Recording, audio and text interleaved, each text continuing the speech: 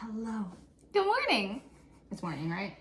It is Yeah, morning. I made it may not before be the morning for you, but it's morning for us at this exact moment. We're having a bit of an issue right now with pizza. You're a good boy. He just, for those of you who have been with us, he just, oh no. He just, does Jackie love look me so threatening? much. I don't understand. And then he'll lick her and everything, and then he just I get kisses barks. and then I get barks. You're a good boy. You're a Okay, good boy. we're gonna sit like this so that we can have a peaceful beginning to our knitting a good yarn podcast. Knitting a good yarn podcast. Knitting a Good Yarn podcast. Welcome. Welcome.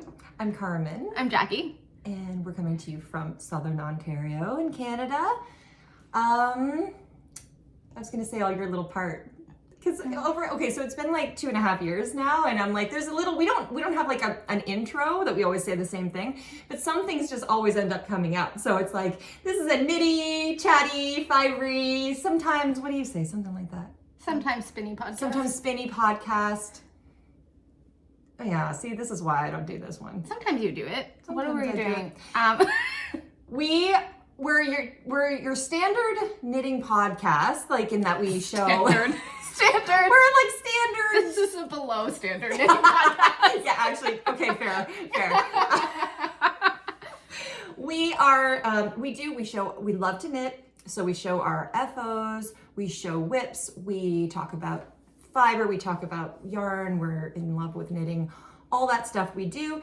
But at the same time, we're both therapists, like psychotherapists, and we like to talk about life and knitting and how like knitting relates to life and how life relates to knitting and blah, blah, blah. And so because of that, we go for a long time, usually around 3 hours plus, and we do not edit anything. So basically, this is what you get for this whole 3 hours. Whatever comes out of our mouths, that's it. We stop the recording and we upload it to YouTube.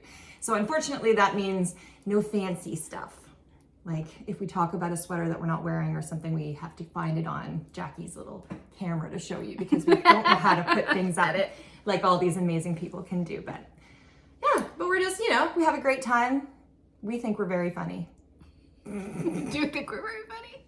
So, I actually don't want to set this up. We're not that funny. Like, it's not like this is going to be like, funny. Yes. Like, I think you're funny and you think I'm funny. Yeah. And that makes for You really may great not agree. friendship. Yes, exactly.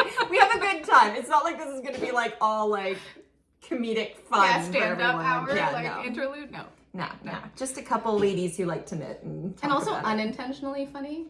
Yes, You know, some people are funny, like they can like do a one-liner. Yeah. Like we're not. You're pretty witty actually. We like puns here. Yes. We like puns, yes. But it's like unintentionally humorous. So welcome. Welcome. Good boy. What else was there? He's doing so well. Yes. So because we don't edit all of the information about everything that we talk about, you can find in the description box below if you hit that little arrow. We also make chapters to so that you can like have a good stopping and starting place, and you can like skip ahead to certain things. Not that we actually ever are linear. I was thinking about this the other day. Yeah. Like, whether or not you could just be like, ooh, I like this sweater. I'm going to skip the whole podcast. I'm going to watch this sweater. And I wonder if you actually clicked on the chapter and like watched the sweater, whether we are like chunky, like whether we like chonk conversation. I think we do to a degree. Yeah. You may be surprised also how long we can talk about one sweater. Like it can be, you could be actually like, oh, she's got to have this this has to be wrong. Like there's like 15 minutes devoted to one sweater. Like that can't be right. And then you'll be watching it going, oh yeah, no. They're still talking about it. Still talking about that but what I wanted to say about that is that we often forget things as we're chatting. Yes. So more information about the knits and like links to the yarn and the designer and that kind of stuff is usually in the drop down box. And then if I miss anything, please leave us a comment. And then usually what happens is it reminds me, oh yeah, I didn't put the yarn, or like I forgot to put the needle size, and then I'll update it. Pattern isn't yes. there. Yes, sometimes we miss an entire pattern. So everything's down below for you. All right. Yeah. I think that's it. I think that's all of our stuff. Yay. Okay. Usually I start first because I'm dying, and this is no exception. I'm so hot in here, but I actually, pizza is happy, and I want to know what this is. So we're gonna start with you. Okay. So this is a test knit. This is a cardigan. Gorgeous. I believe, okay, I need to fess up for a moment and tell a big long story about how I'm not a great tester. I like this cardigan would be an example of Jackie is like the most disorganized tester ever. So what I'm going to start with is to say this is a cardigan by Alicia Plummer. I think it's called the cream cardigan, but I might be wrong. I don't know if that's a working title. Okay, yeah, I feel like that is number one. That moment. It's a working title. She hasn't decided yet, maybe? I think she hasn't decided yet. I don't know. There have been several drafts and there are 2 names in the drafts. Okay. However, what I actually, like, we'll link it below. Alicia, I'm so sorry. We'll link it below. It's not released yet, but the test ends, I believe, in the next couple of days. So my guess is that it's going to be available soon. What I wanted to say is that I don't know the title because Alicia's so fun to test with. This is my first time test knitting for her, and I will be test knitting anything that I can in the future with her. If she lets me. I'm kidding. Yeah, no, I mean, it's a real consideration. Every single time I test for a designer, I'm like, I'm sorry. But she calls it the cardigan equivalent of white twinkle lights. And it is like that, to me, that's the perfect description of this pattern. Okay, so I want to hear more. It is... It's gorgeous. Oh, it's so lovely to knit. It's a garter cardigan. It's a garter cardigan. Love. It feels so nice, and the process of knitting it is so wonderful. So you start with the ribbing, and then you knit bottom up, and this like ribbing is happening at the same time as your garter. I was just gonna say, because yeah. So it's like that's all even integrated, better. So it's even better. Then you, at some point, so you're knitting like the body back and forth, and at some point you split for front and back in order to do the shoulder, and then you pick up the sleeve in the round, and then you knit down. But everything is sort of integrated, so you're not doing that much piecework. And I just think the finished object is amazing. It's gorgeous. Like I also feel like garter is the most cardigan-ish like stitch pattern. Like there's something about this that's so like, it's so cozy, it's so squished. And I just love it so much. I knit the size 2, and I knit it out of really special farm yarn. This is the Boondoggle that Carmen and I got at New York Sheep and Wool. This is a 100% Fin Sport, 300 yards per 4 ounces. It's a 2-ply. Carmen knit a sweater, did a test knit for Joanna Ang in this yarn, and I was like, when I put it on, I was like, oh my gosh, sensory pleasure. And when I saw the test knit for this and saw that it was all garter, I was like, do I have enough yardage?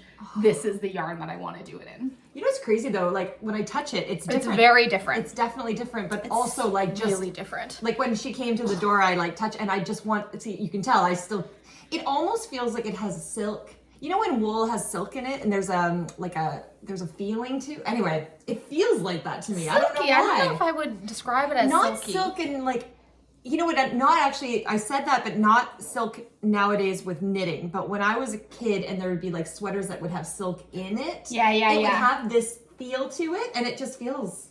I love it. This is also this is yarn that we have waxed nostalgic about.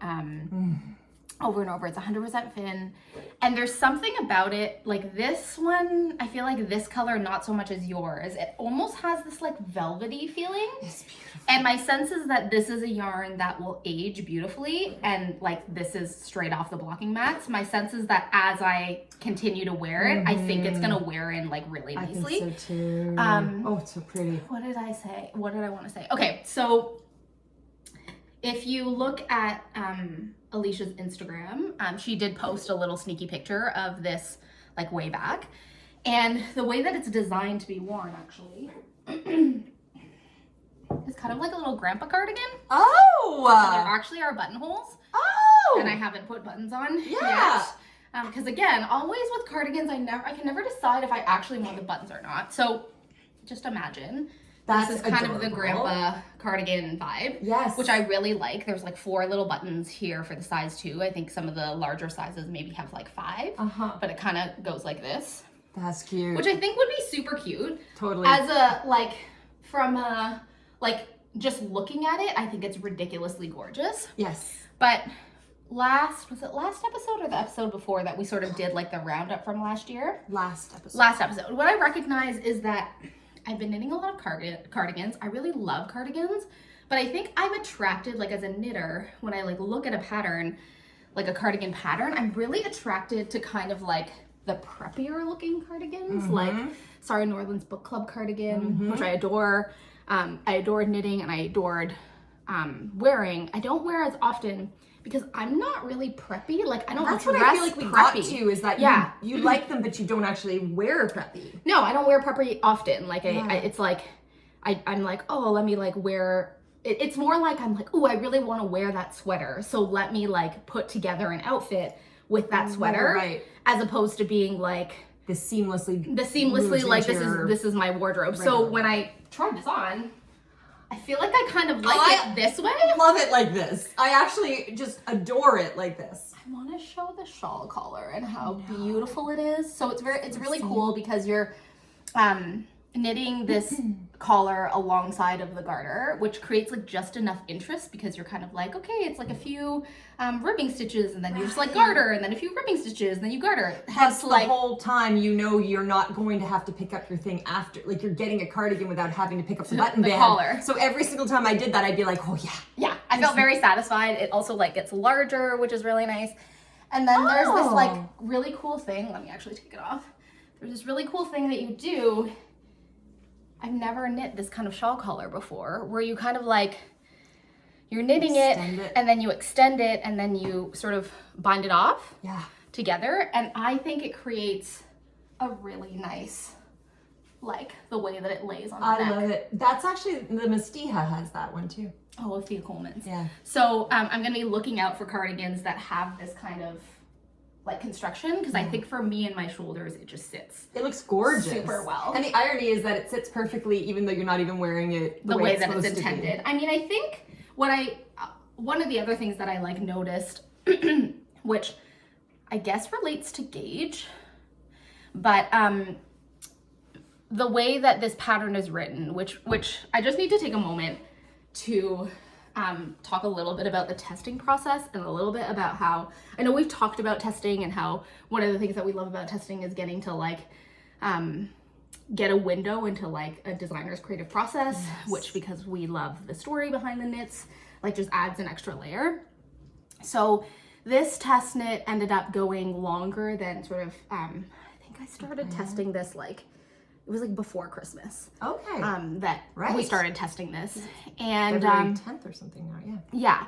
And part of that is like Alicia was really generous in terms of the like time because it's garter, and so garter just like takes longer because it takes longer. Does it? Compared to stockinette, yeah. So I think there are 2 stitch patterns that I feel like are take a deceptively longer time. One is mosaic and the other is garter, and it's just because of the like row gauge, right? So I think the gauge on this, it was like 18 stitches by like 30 rows. So it's easy because you're knitting back and forth, but the fabric doesn't grow vertically as fast. So there was that piece, but also it's like sometimes it's the simplest designs that actually like take a little bit more finesse because there are all of these proportions that need to be balanced in terms of like, okay, the collar is getting larger, but you're also doing shaping and there is actually shaping through the arm side and in the back. Wow, it's like invisible. It's invisible. And so that's the thing I wanted to say about like Alicia, she's like a genius. And what I was noticing through the testing process, because you like see how people are progressing, is that literally every single size, like it's written really clearly, but every single size sort of has a different ratio of like increases. Like I couldn't get my head around it because I'm not a designer, but I realized like grading for this is not easy. Right. Because there's all of this shaping that's happening. So as a result, there were like a whole number of versions as Alicia was discovering through the testers that certain sizes like people were talking about You know, Made like different. this, for example, this like collar got adjusted a bunch of times. The width of the of this like button band got adjusted a bunch of times for different sizes. And Alicia just handled it with so much grace. And she was like so sweet. And then also like the testing group was really wonderful. Being like, is this right or is this wrong? She ended up I working. love an active test. I know. She had gotten, it had been tech edited by somebody who she had, I don't know if she'd worked with before, but ended up like, I think their like minds didn't meld super well. And so she ended up midway through the test actually having the whole pattern re-tech edited by another editor just to get like a different perspective. It was a lot of integrity. And I feel like in the piece, when I look at it, it's like, you know, it's like a good classic garter cardigan, but you have no idea how much goes into it. So one of the things that I did notice is that I knit a size 2, and for the smaller sizes, I feel like the button band is not as wide as when I looked at some of the other, like, I don't know if it's proportionally, but like when I looked at tester photos, I noticed that like the smaller sizes, this was not as wide. And you can see it in the pattern because it basically says like, you know, rib to this many stitches and then switch to garter.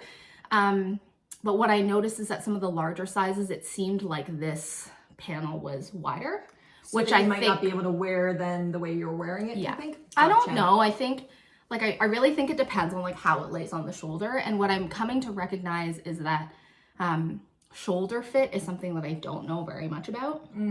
But I feel like especially in cardigans is talked about a lot. You know, like when people like knit a cardigan and like one of the like YouTubers will be like, this one stays on my shoulders. This one absolutely stays on my shoulders. It looks like it looks perfect for you. And what's interesting is that I knit like my collar is one of the earlier versions, which then got adjusted because some people were saying that, you know, the way that it was written, it wasn't laying on their shoulders or their neck like really nicely. And I was like, gosh, that's so interesting because it lays perfectly on mine. And I like messaged Alicia, I'm like, is it okay that I don't rip it out because it's like perfect? Yeah. I mean, the adjustments were minor, but it's kind of like, it was kind of amazing. I do think that one of the things that this cardigan has going for it, other than like just this genius construction that Alicia did, is also I feel like there's something about garter that will just like mold and hug in like all the right ways. Absolutely. I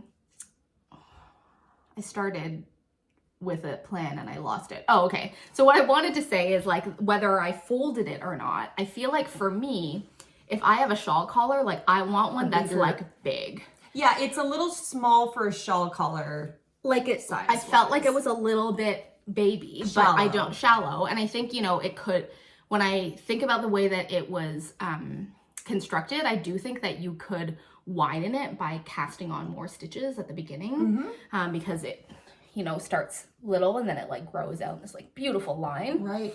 So I think you do increases, like more increases? I personally would not, like, I have thought about, I definitely feel like if this wasn't so perfect and the yarn wasn't so perfect, I would knit a second one like that. And I would knit one with more positive ease, and I would probably cast on more I would start with more stitches and make it like a cozy grandpa cardigan. I wouldn't necessarily mess with the increases because I feel like the increases creates the really nice like neckline. Absolutely. So I think I would probably just start with more if I were gonna fold it over, if I wanted to fold it over and I wanted like a big shawl cardigan. But Alicia, she designed this to be a little cropped one with just this like little rollover, which I think is really cute if you're like preppier. Right. Well, and also like, I guess I'm just thinking like if you were to add, like in a way you could kind of do your own thing, or like I would imagine the bigger sizes would probably like have a little bit wider. Her 3 or 4 would probably size through. Yeah, size up. But I could not recommend this more. I loved every second of testing it. Gorge. When it blocked and like came off the blocking mats, I was just like, ah. And when I put it on, I was like, I can't believe how beautifully this like lays and sits. And I just feel like it's gonna get better and better. What else was I gonna say? My yardage was kind of remarkable. So what I wanted to name is that Alicia knit her sample, and a lot of the testers knit their sample in Brooklyn tweed Oh, loft. Shelter. Shelter? Yeah, like it was like it's written for worsted. Whoa. But interestingly, I was like, okay, 4 ounces, 300 yards. There are some woolen spun worsted yarns. Mm-hmm. Hang on, woolen spun, worsted weight yarns that like their per 100 gram yardage is like somewhere between 275 and 300. Mm-hmm. And so it was interesting because again, like farm yarn, like magic.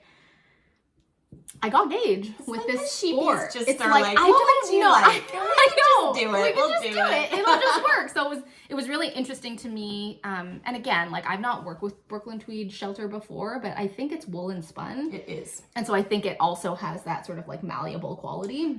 Yeah, for sure. It's just quite a thick yarn. Yeah.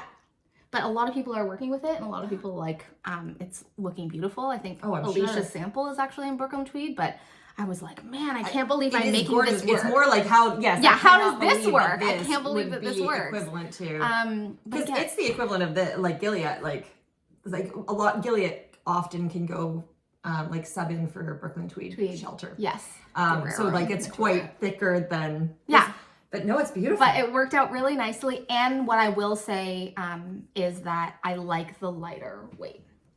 I like a lighter weight too. So, I guess. Because I ended up like my yardage for size 2 and I hit schematic. I hit the measurements in the schematic with the exception of the sleeves, which are, I don't know, like probably 2 inches shorter than are in the schematic, which is always the case with me. Took me 960 yards. Wow. Wow. I know. I was like, yeah. I mean, as I look at it on screen, I'm like, I definitely want to knit another one. I definitely want to. Yes. It's so, like, to me, this is like staple. So like I've been thinking about staples. Days or so? I think I used 7. 7, right. Because 150. Yeah. But like, if you're looking for a cardigan that will hug you and lays beautifully. It's so beautiful. Thank you. And I have to say too, so when we were looking at Boondoggle, so we got this at Rhinebeck, I'm not sure if you said that, but we were looking at colors and I had a gray, which you really liked, and and then when I had my crossroads, it looked so nice on you, right? And then I remember you going like, I don't like, what is this one gonna work out well and all of that.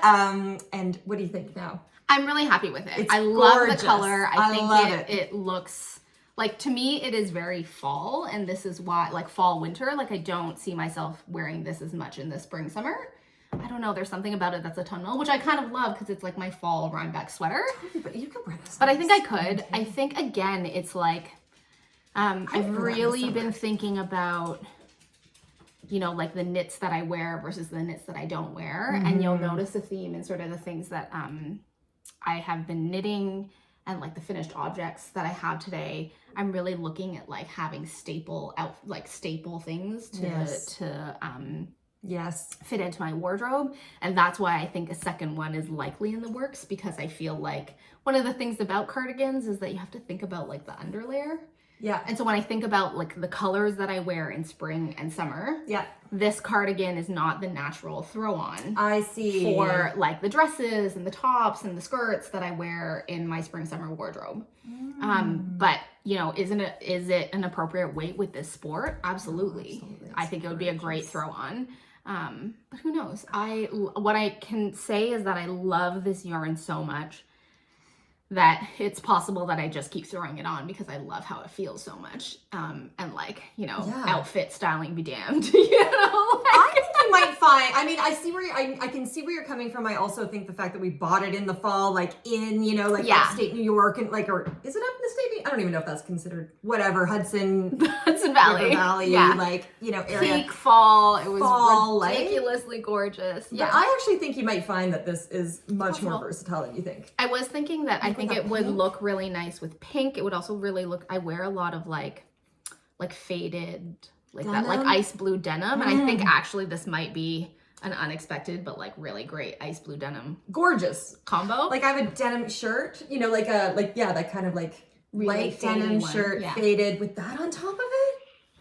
Yeah. I love.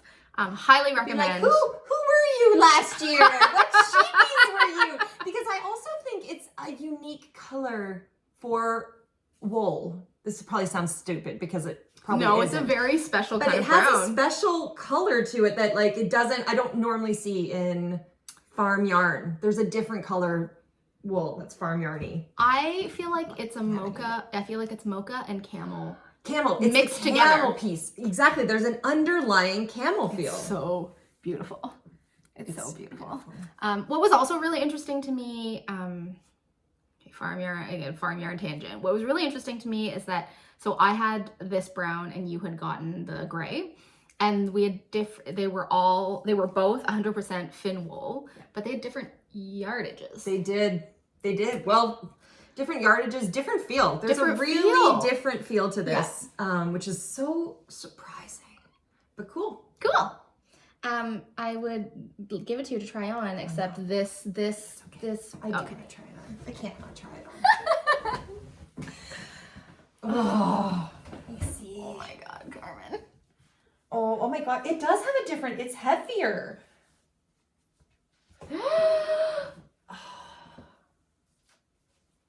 Oh, I love it. I mean, but always with the sleeves. The sleeves. Oh, Jackie, it's like just, okay, so this is a great example of shoulder differences, right? Yeah. So for you, it is perfectly sitting on there, but I can feel, it feels like this is gonna fall, even though it's not. No, but it's, See? If you like, If I did you did the collar thingy. yeah, this one I think I would need you to do would the need collar. to do the collar. And then the little button situation, which I actually feel like Come it's on! so good.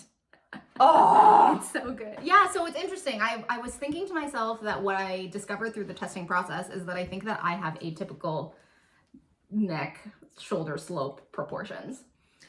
Are there typical, this is my question. What's a typical shoulder? Like, because so many people talk about like, I have pin straight shoulders, and others are like, I have slant shoulders. Like, I mean, I think there's a big difference. I think that there are a couple things. So of course there's like shoulder slant, there's like shoulder width. Right? I feel like what I'm starting to wrap my head around is that there's a proportion of like how wide your neck is to the amount of shoulder that, like, it's like this proportion of like what's this width this size to versus this width.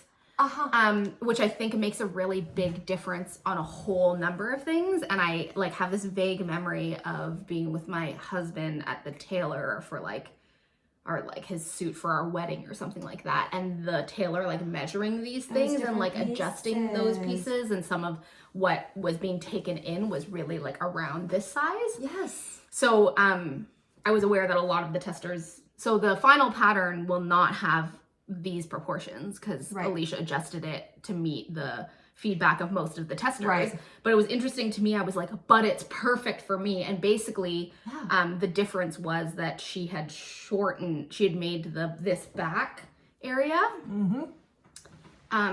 skinnier.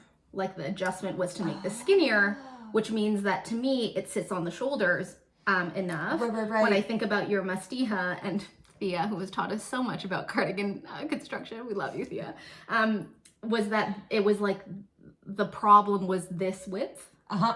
Whereas it's like I need a wider width in order for things to sit nicely on my shoulders. That's interesting. I don't know how.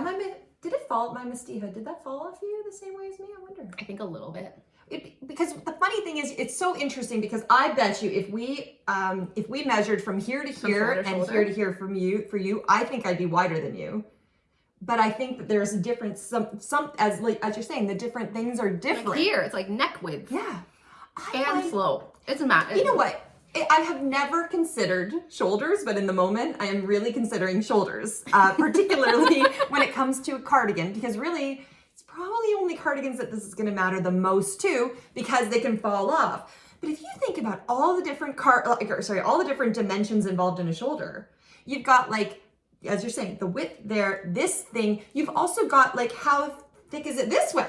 Yeah. Like how much space is there? What does that look like? Is it this? Is it this? Is it what? Like yeah, like when you have a saddle, I often look at saddles and I think like I've done a lot of contiguous shoulder sweaters, and I think to myself like I like the look of a saddle pattern, but I'm like, do I want this much like width over the shoulder when one of my favorite fits has like the tiny little like line. the tiny little Y line? This is it. Yeah, really interesting. So cool. But so cool. it makes me think about, so cardigans, what I understand from Thea and then also from this test knit is that you want, it's almost like the problem with cardigans that fall off too much is that behind the neck measurement is too wide, which then causes it to just like schloop. Right.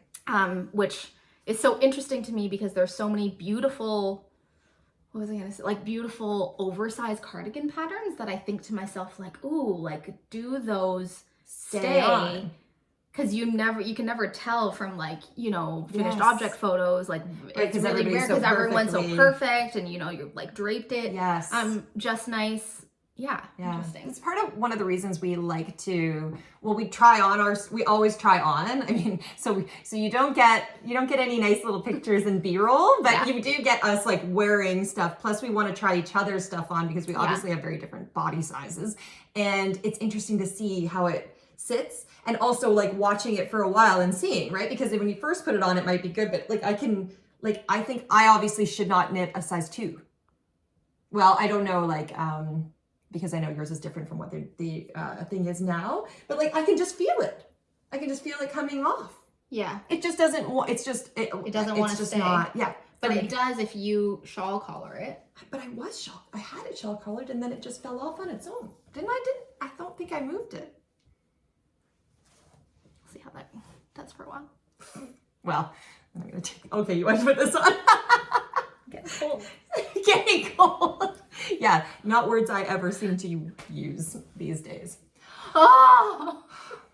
Talk about an enveloping sweater. It's a hug. It is a hug. It's a different kind of hug. Beautiful. Oh my god, that looks so gorgeous. Oh my god. So this is the. Oh, are you done with this one? Are we just? Are we? Yeah. I think. Sorry, I didn't know. Because when you put that on, I wasn't sure. I think so. I mean, I just. I could not love this cardigan more. And I feel like I feel like, you know, I notice for myself that there was a part of me as I was knitting it that was like, it's not as like exciting as something that has color work or something that's textured.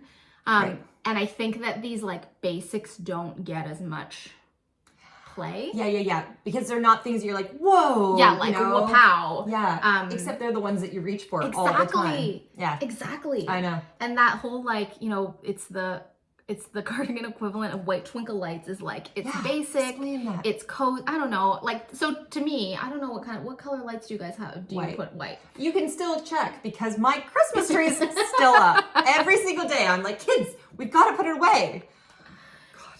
White, yes. But you know, like there are all these like memes about like, you know, do you do the colored twinkle? Are you like a colored like twinkle light person, or are you a like white classic white? And for me, it has to be warm white. It can't be that like LED, right? It can't be the cool white. Exactly. Yeah. And I feel like it's because that warm white, like white twinkle light, it's like it's basic, it's classic, it's simple, but it's like perfect in its simplicity. Like that's what I think about, or this is at least the argument that I have with my husband whenever he's like, look at these like neon purple and blue ones, and I'm like, I love you. I love that he has an opinion. No, he has an opinion. He's bought many sets.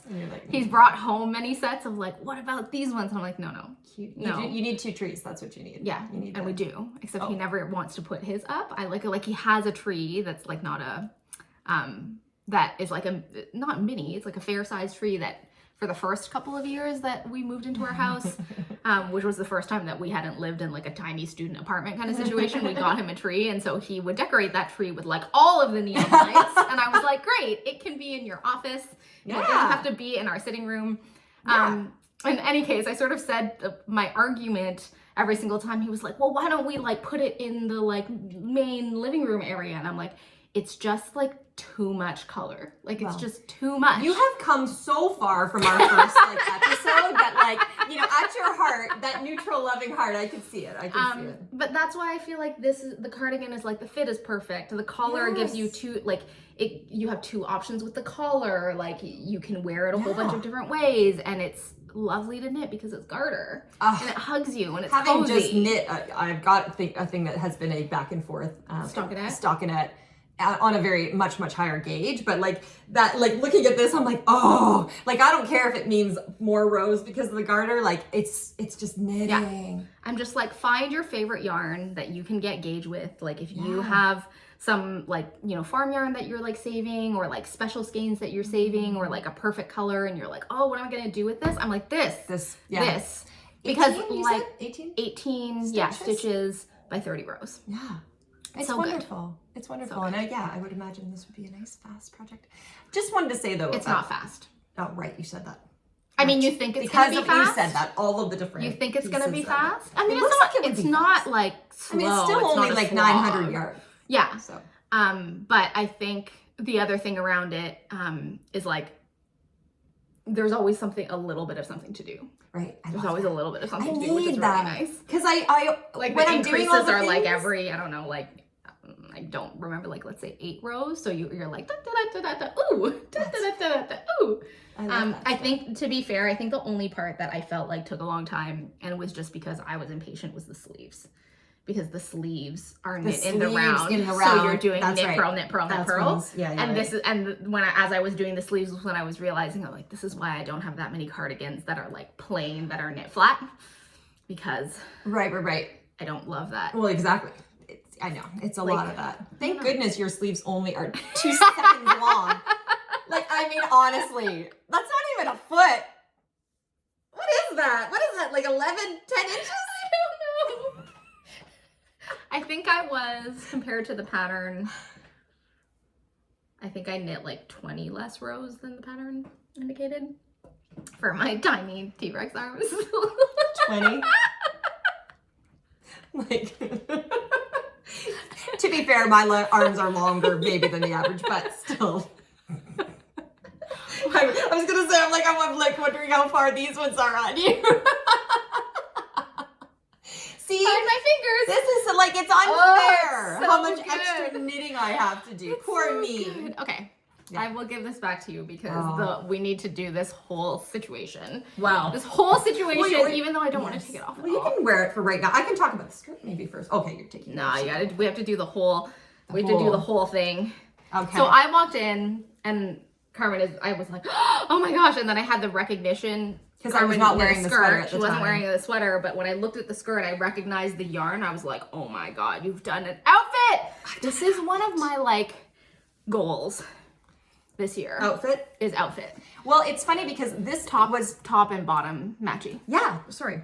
What's funny about it is that I already started, like it's related in some ways to my Make 9 idea of a whole Scandi outfit, but this like kind of happened not intentionally along those lines. But that's exactly what the Make 9 does. It like seeds things I don't in know your which one subconscious. came. Yeah, I don't know which one came first, but it doesn't really matter. Okay, so before I go to the little skirt, I will talk about the top because this was I showed this the last time. You do need it. You need it. Everybody needs it. Everybody needs this. And in this yarn combo. Yeah, this is what. Look how drapey it ended up being. I'm so thrilled. This is not what I think of when I think of Derum, Natura, and Gilliatt. Gilliatt. It's not. I have other. Well, actually, I could go get it at my. Your Ballin. Ballin is Gilliatt straight, and I mean, to be fair, well, these are cables, but this was a lot of cables and bobbles, so it really stayed together. And but it's also a very. garter. I don't think there was any garter, but it was moss stitch. A lot of that. Right. Yeah. That's what I was thinking. That's okay. Moss stitch. Yeah. Yeah. Okay. Something like that. Garter bobbles. No. Anyway. Maybe it was garter. Anyway. Doesn't matter. Focusing.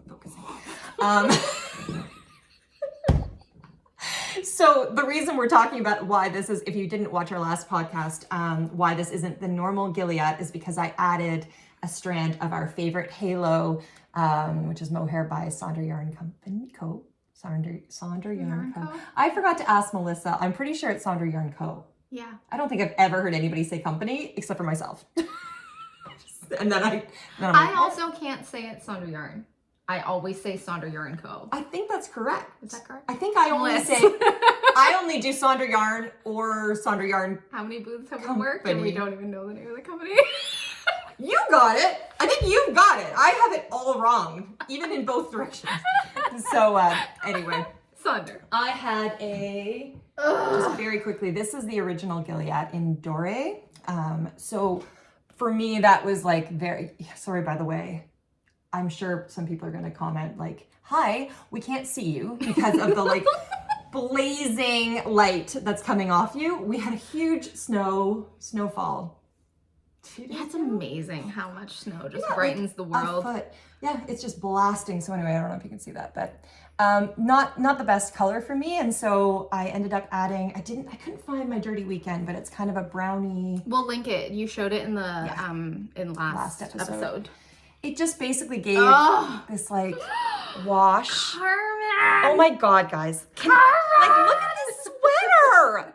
So perfect. Look at this sweater. Oh my God. The cables are luscious. Can I like nerd out for a second on my favorite detail? There's something about this line. That line, and on the back when you turn around, those like little like it just is like these little details on the back that just does something. Oh my God. It's so good. Pretty.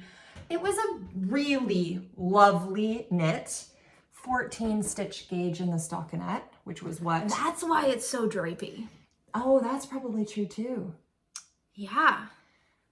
Yes. Because Gilliatt is woolen spun, semi-woolen. It's woolen. I think it's fully. Is it fully woolen? I think it's woolen spun. Okay. I think it's pretty much the same as Shelter. I think so. Keep talking. And it's merino.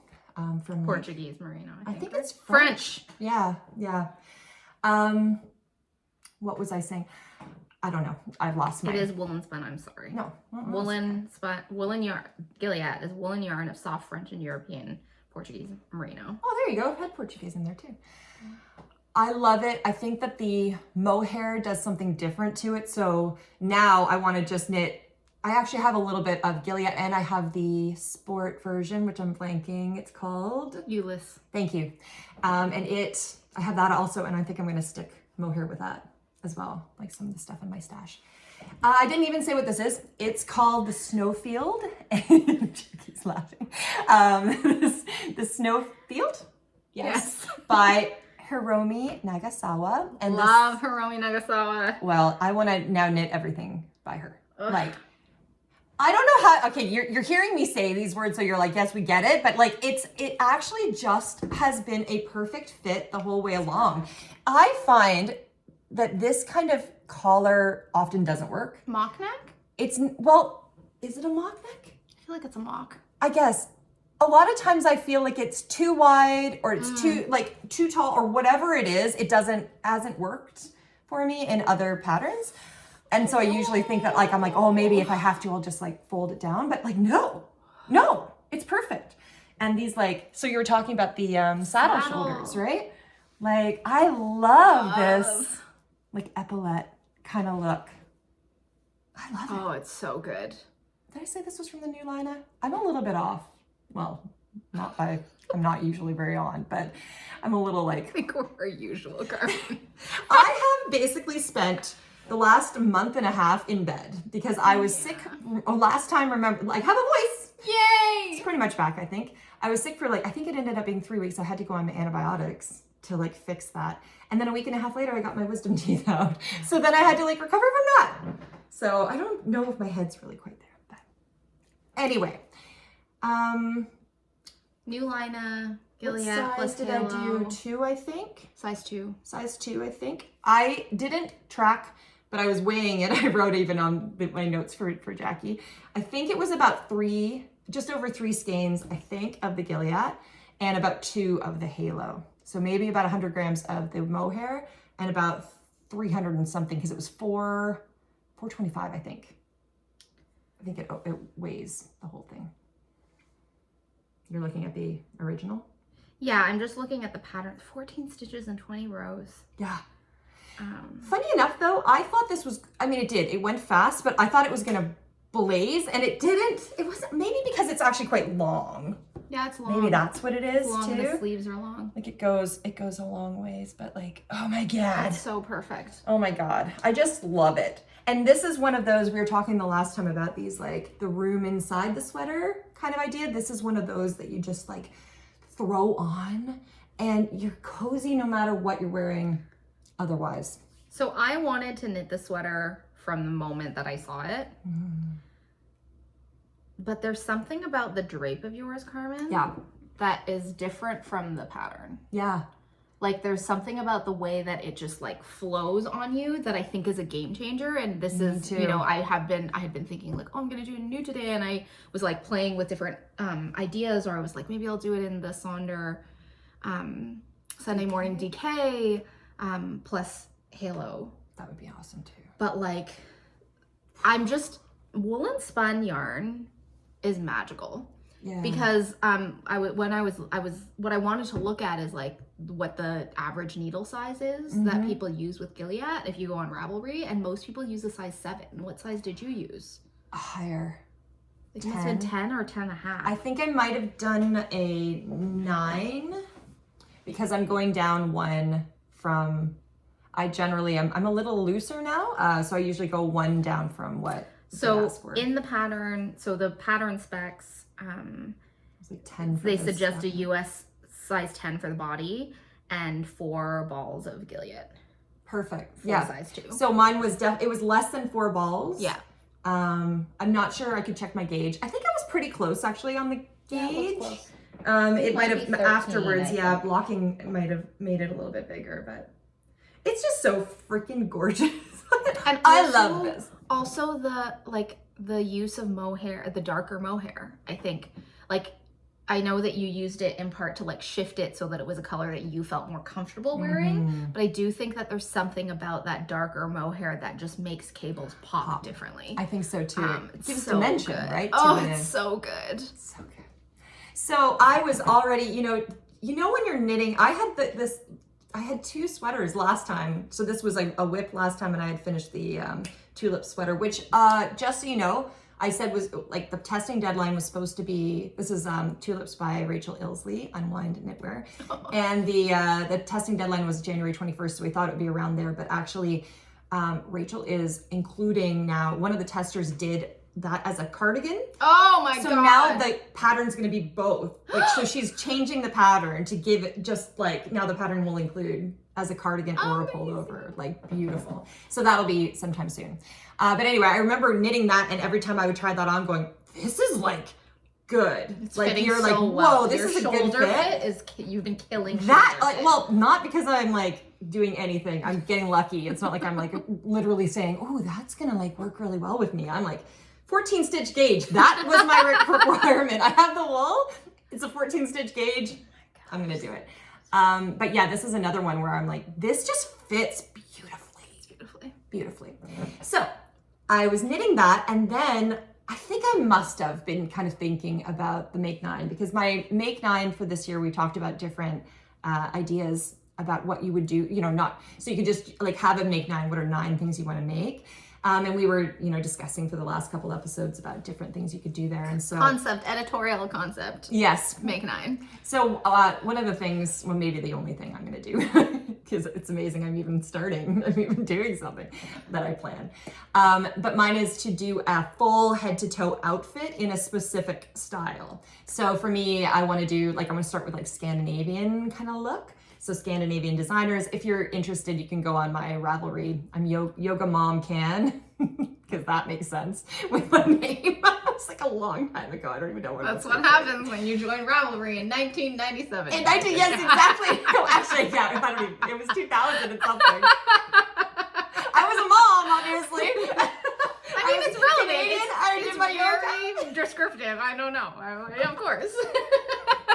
Anyway, if you want to look, I've got a little bundle of my Love that bundle. I fell into, every so often I am just like, I'm gonna go into Ravelry, and I went in, I looked, and I was like, and that one, and that one, and that one, and that one. I keep editing it too, so I'll put a bunch in there, and then I'm like, good. edit down, because there's still ones I want to knit, but for this particular kind of look. Yeah. Anyway. We'll link Carmen's bundles. Oh, perfect. That would make it easier. So, having that idea, I think I did have an idea. I wanted a skirt. Now, I also have a couple bought knit skirts, plus one that I made a couple years ago. I like a knit skirt. It feels so good on your bum. It's so good. It warms you So in cozy. ways that you don't realize that your bum needs warming until you put on a skirt around it and when it's cold, and then you're like, how did I live without live this? without this? I mean, so I thought, I'm gonna make a skirt. So I decided to make the skirt number 1 by my favorite things knitwear, which is a Scandinavian designer. So I was already kind of along those lines. And I can't remember what color I was gonna use. I can't remember how it went, but I was gonna use a different color, and then it just like light bulb, ding ding. And I'm like, why don't I have this extra Gilliatt, and I loved it with the Dirty Weekend. I have extra of that. I'm like, why don't I just make it out? Look at her! Look at her! I just love it. So perfect. I mean, in some ways, I feel like Carmen, like, you make more, like, when I am at, like, have you ever considered when you think about your friend or when you think about somebody that you know, like what your image of them is? I just saw this. Somebody has a whole thing of it's like a 9 of what your friend is, and you have to find little things for like place and But when I think of you in a skirt. Like, I know that you wear jeans a lot, but true. In my mind, Carmen is wearing a skirt. I do wear a lot of skirts and dress. I just like a dress and skirt with tights. Oh my god! Is this a happy girl in her little like knit outfit? Peak knitting moment. I really do love it. I do love it. And like the skirt. Okay, so this was more difficult than you think in terms of sizing, because I think I've mentioned this before. My actual measurements don't make sense, like for sizes. Like my measurement when I measure is way larger than what fits me. Right? Does that, like, what the heck? That makes sense for skirts where you want negative ease, correct? No, but even with the negative ease, like it's like really ridiculous. Like what it should be. Okay, so what I should have knit was taking me way up in sizes, which I started knitting, and then I'm like, this is too big. And the thing is, so I knit a size 2, which is way too small in terms of what my actual numbers are, but it fits. It actually fits. The other ones didn't. Now I had an elastic in here, but that was what was like, I couldn't get that measurement correct. And so then it was like, so this morning I actually was like, I'm taking the elastic out. So I actually did this little, like an afterthought heel. Like I did, have you ever put in an afterthought? Oh, okay.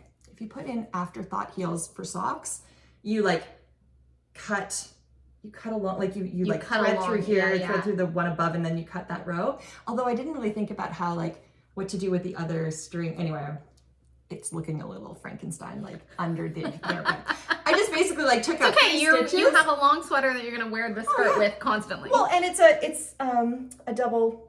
It's folded thing, so down. It didn't, like it's like in here. I just took it out, snipped it, and just pulled the elastic out. So because I have no elastic, this is like if I went bigger than this, it would probably fall off. You know what I mean? Yeah. So it's complicated to find like what your size would be. I tried to knit a skirt once. Yeah. And I just like the fit is not right. It's hard. It's hard. And I remember, although wool is stretchy, which is helpful. Well, that's what I always thought. But like the waistband part, I think is challenging because you have to find this because the waistband, like there's the sweet spot between like enough, like it needs to be small enough that it is not going to fall down as you move. Yes. But you also don't want to have an uncomfortable skirt situation. Yeah, and you don't want it to be like too, like, see-through. Right. Yeah. I mean, I'm wearing it always with tights that don't matter if actually, I'm going to take this off so you can have a little better look at, so you have like these increases that go, isn't that so cute? It's so beautiful. It's so cute. It's so cute. And, I don't know if you can see this. No. Can you see the bottom? Ooh, what is happening in the bottom? It's a really cool, I've never done it before. Technique. I mean, I guess I won't wreck it, but she gives it to you. You do this particular thing in the row above, and then you bind off knitwise, and it stops it from rolling. Oh, I was wondering about that. I was looking at that stockinette, and I was like, man, the edge looks really good. I like this part. Do you think it's like too short there? I keep always trying to pull it down. Not if you're wearing tights. Right. Yeah. It's well, so I will be cute. wearing tights. It's so cute. I really, really love it. I really, really love it. And now I have a little skirt. I'm gonna make more. I've already bought like some more. I keep standing up because I'm just so thrilled with it. I'm thrilled with it. It's so beautiful. I was gonna say, do you want to? I guess this is one. Do you want to try this one, or would it be weird? I mean, I probably could. I don't know. Skirt size is something that I'm like, I don't know that skirt size and. I think it might fall off you, but because I took the elastic out. But yeah. Oh, yeah. So look at the little. That's my little sweater surgery there. Oh, smart.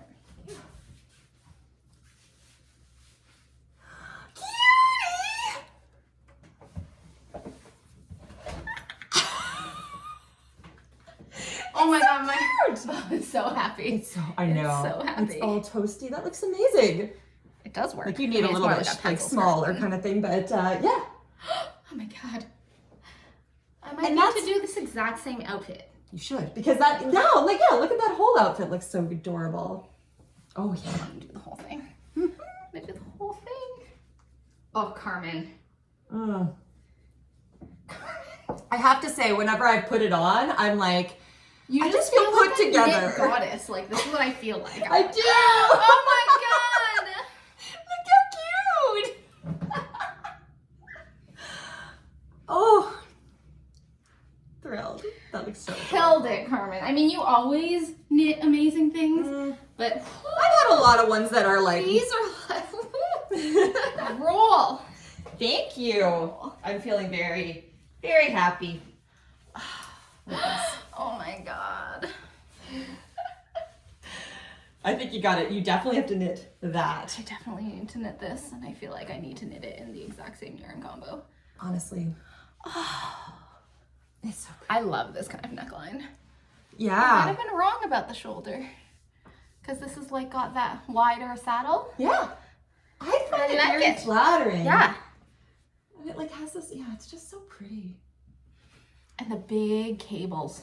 There's something about these like very long cables that I find very, very beautiful. I do too. And as I said the last time, they're unique because the ones on the outside are snakes. They're like, I call them like Oh, the yeah, snaky yeah, ones. They're yeah. not the crossed ones. Right. So just, I don't know.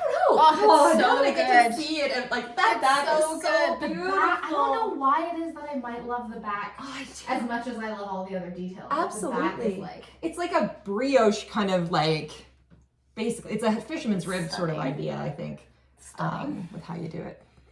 So good. So good. Good. All right. So, oh, you can, well, yeah, you're putting something else on because I'm like, I'm okay, I'm going to sit for a second. I'm hot. Yeah, wonderful. I was looking at this earlier when I was like, ooh. Another winner.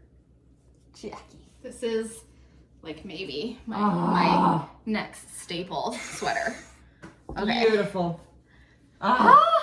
Okay, so this is in one of my favorite colors of all time, which is Not Enough Houseplants from our friend Britt from Crux Yep. Fibres. Carmen had knit a sweater in this color combination. I put it on and I was like, why have I not been wearing this color for my entire life? Because it's It's such funny. a unique color that when it was sitting there, I'm like, there's no way it's not enough houseplants. Like, there's no color like this that I've ever seen. I know, it's like the perfect Blue blue tone, green, tealy, green. intense. I don't, it's just so good. Oh. So I knit this in, I don't think Britt has this in her shop right now. I don't know if it's coming back. I know that when I bought this like a year ago, there was literally like a shortage of this base. So it's BFL Massum 75%, BFL 25% Massum DK with one strand of the matching mohair. And interesting that you're talking again, like, so I have like this like shoulder neckline situation. The pattern is the Puro, P-U-R-O, Puro? Yeah. Pullover by Rui Yamamuro. So unique. And, oh, thank you. Okay, so if you look at it, it's like, what's the construction? It's like the construction? raglan, but not Yeah, like so it's a modified raglan. And the way that she described it, the designer designed a cardigan first, which is on my list, except I was like, so much purling. And plus, again, I've knit like a ton of cardigans in the past. I've been on like like shawls more than cardigans. Yeah. You have a lot of cardigans. I have a lot of cardigans.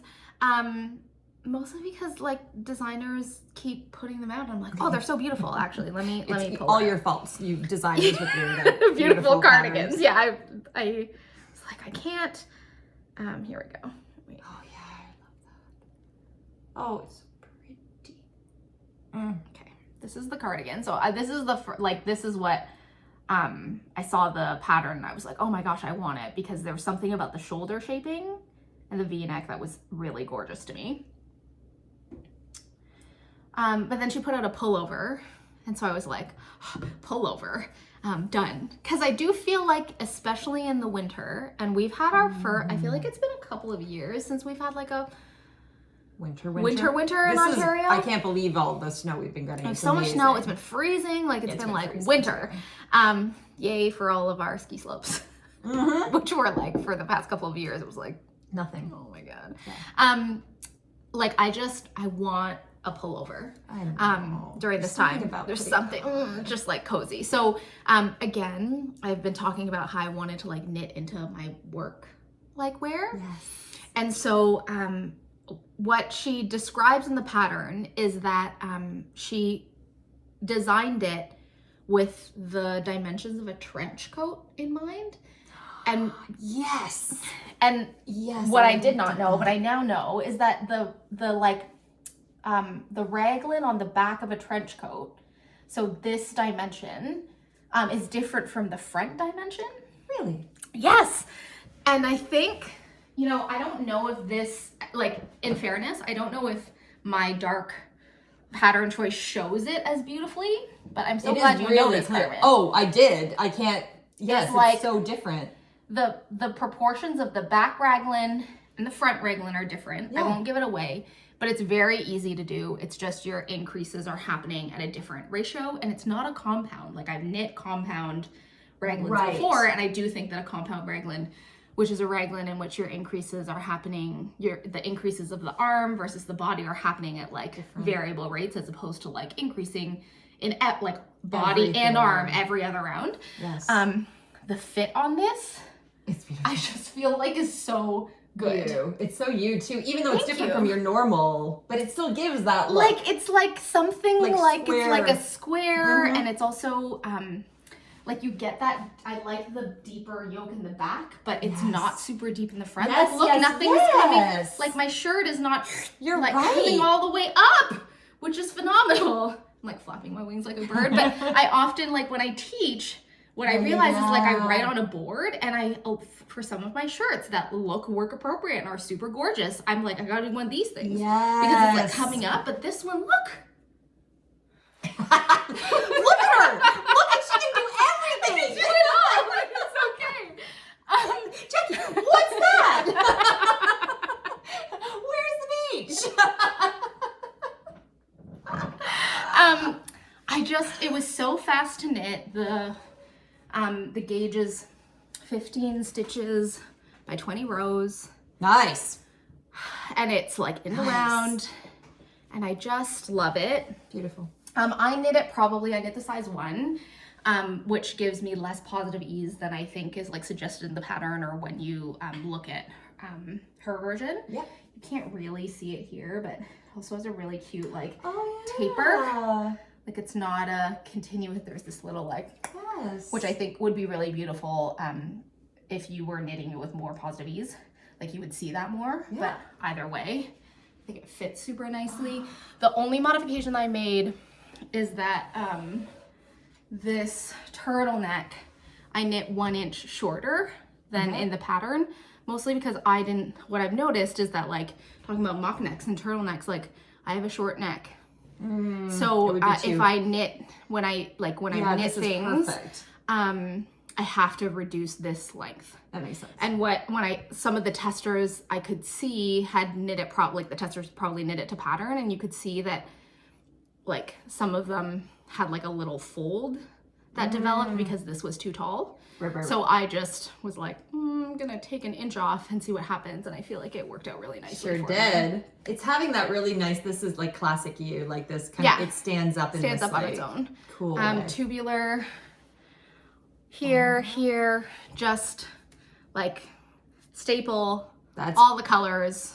Love. It's so beautiful because it is neutral. It's neutrally, but it's not. It's a very, very like deep, intense color, but it's not like a hot pink that everybody's like, whoa, you know, like it's really, really intense while not looking like it is intense, but you get a feeling from it. Yeah, I just, and I've been in like a saturated color mood. There's a little bit, oh yeah, because it's the mohair the same, right? It looks like the mohair has like a little bit of blues in it. Yeah, the mohair has a little bit of blue in it. And like I did not alternate skeins. Brit's dye style is you never have to with incredible. Her. It's completely. We've never had any pulling with her. Yeah. No, and you can get like a little bit of hand dyed. Well, that's like the tonality, but it's never like these like. It's funny looking at this now. It looks like there's two skeins. Do you see this in real life? Like I did not. I feel like the camera is doing something funny in which you can like see. I can't even see the camera, but I'm blinded by the sun, by the snow. But like if you're, again, this is like basics. This is a basics kind of day. If you're looking for a little riff on a raglan, and you like a deep yoke, but you want to have mobility, this is the one. It's lovely. So the last time you made a green sweater with blue undertone. Did I? Yes. Very similar. Can't remember. Really?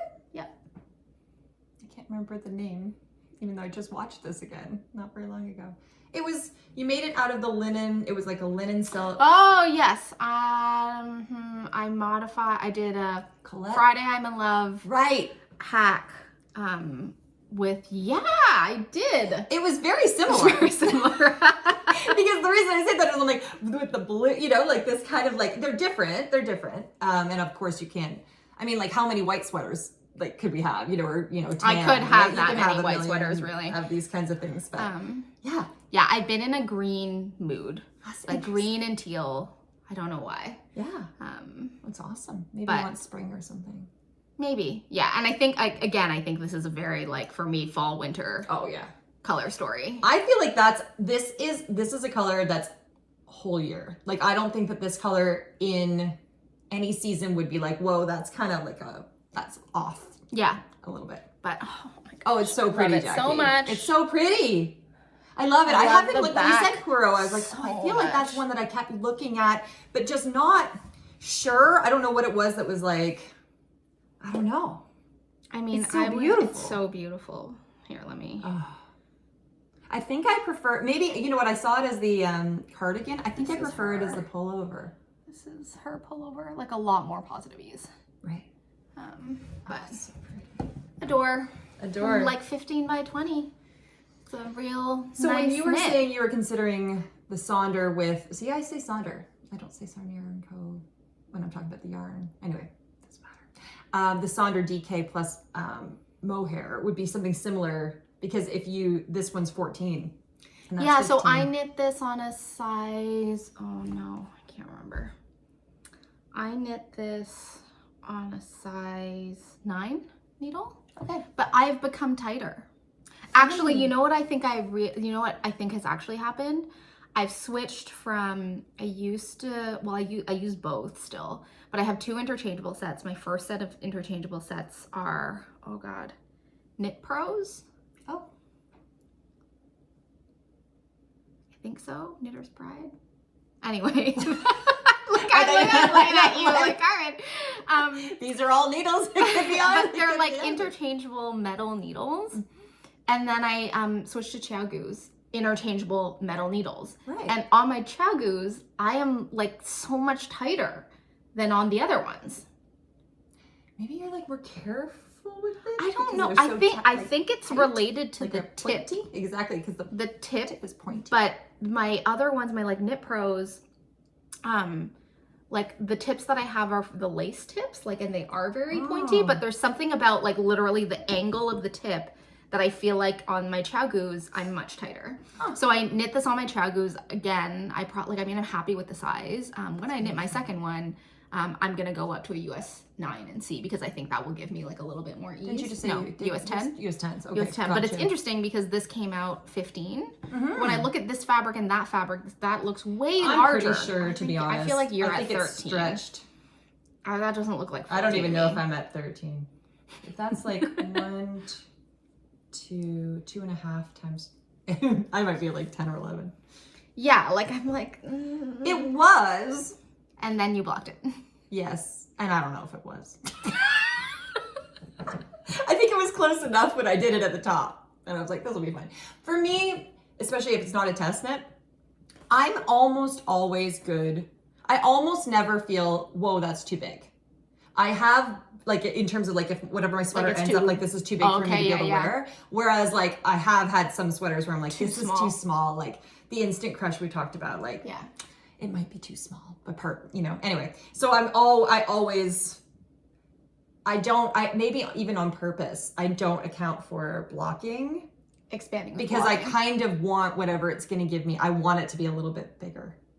Yeah, I was going to say, I feel like you also have like in the, like if in your like knitting journey progression over at least as long as we've had this podcast, like you've been leaning into Getting more bigger. ease. Yes. Yeah, I used to like have a much used to more wear fitted. a lot of more like fitted stuff. Yes. And now we just go through phases. Yeah. Right? Like, cause even my like old fitted things, I just don't feel like putting them on. Honestly, I feel like when given the choice between something that's really fitted and something that's like roomy and drapey, like from a non-visual point of view, I just always want to be in the like schloopy. I know. Especially when it's like this time of year. It's like I just want like cozy. I just want like a That's true. Anyway, that's beautiful. Rui, you said Rui Yamamuro.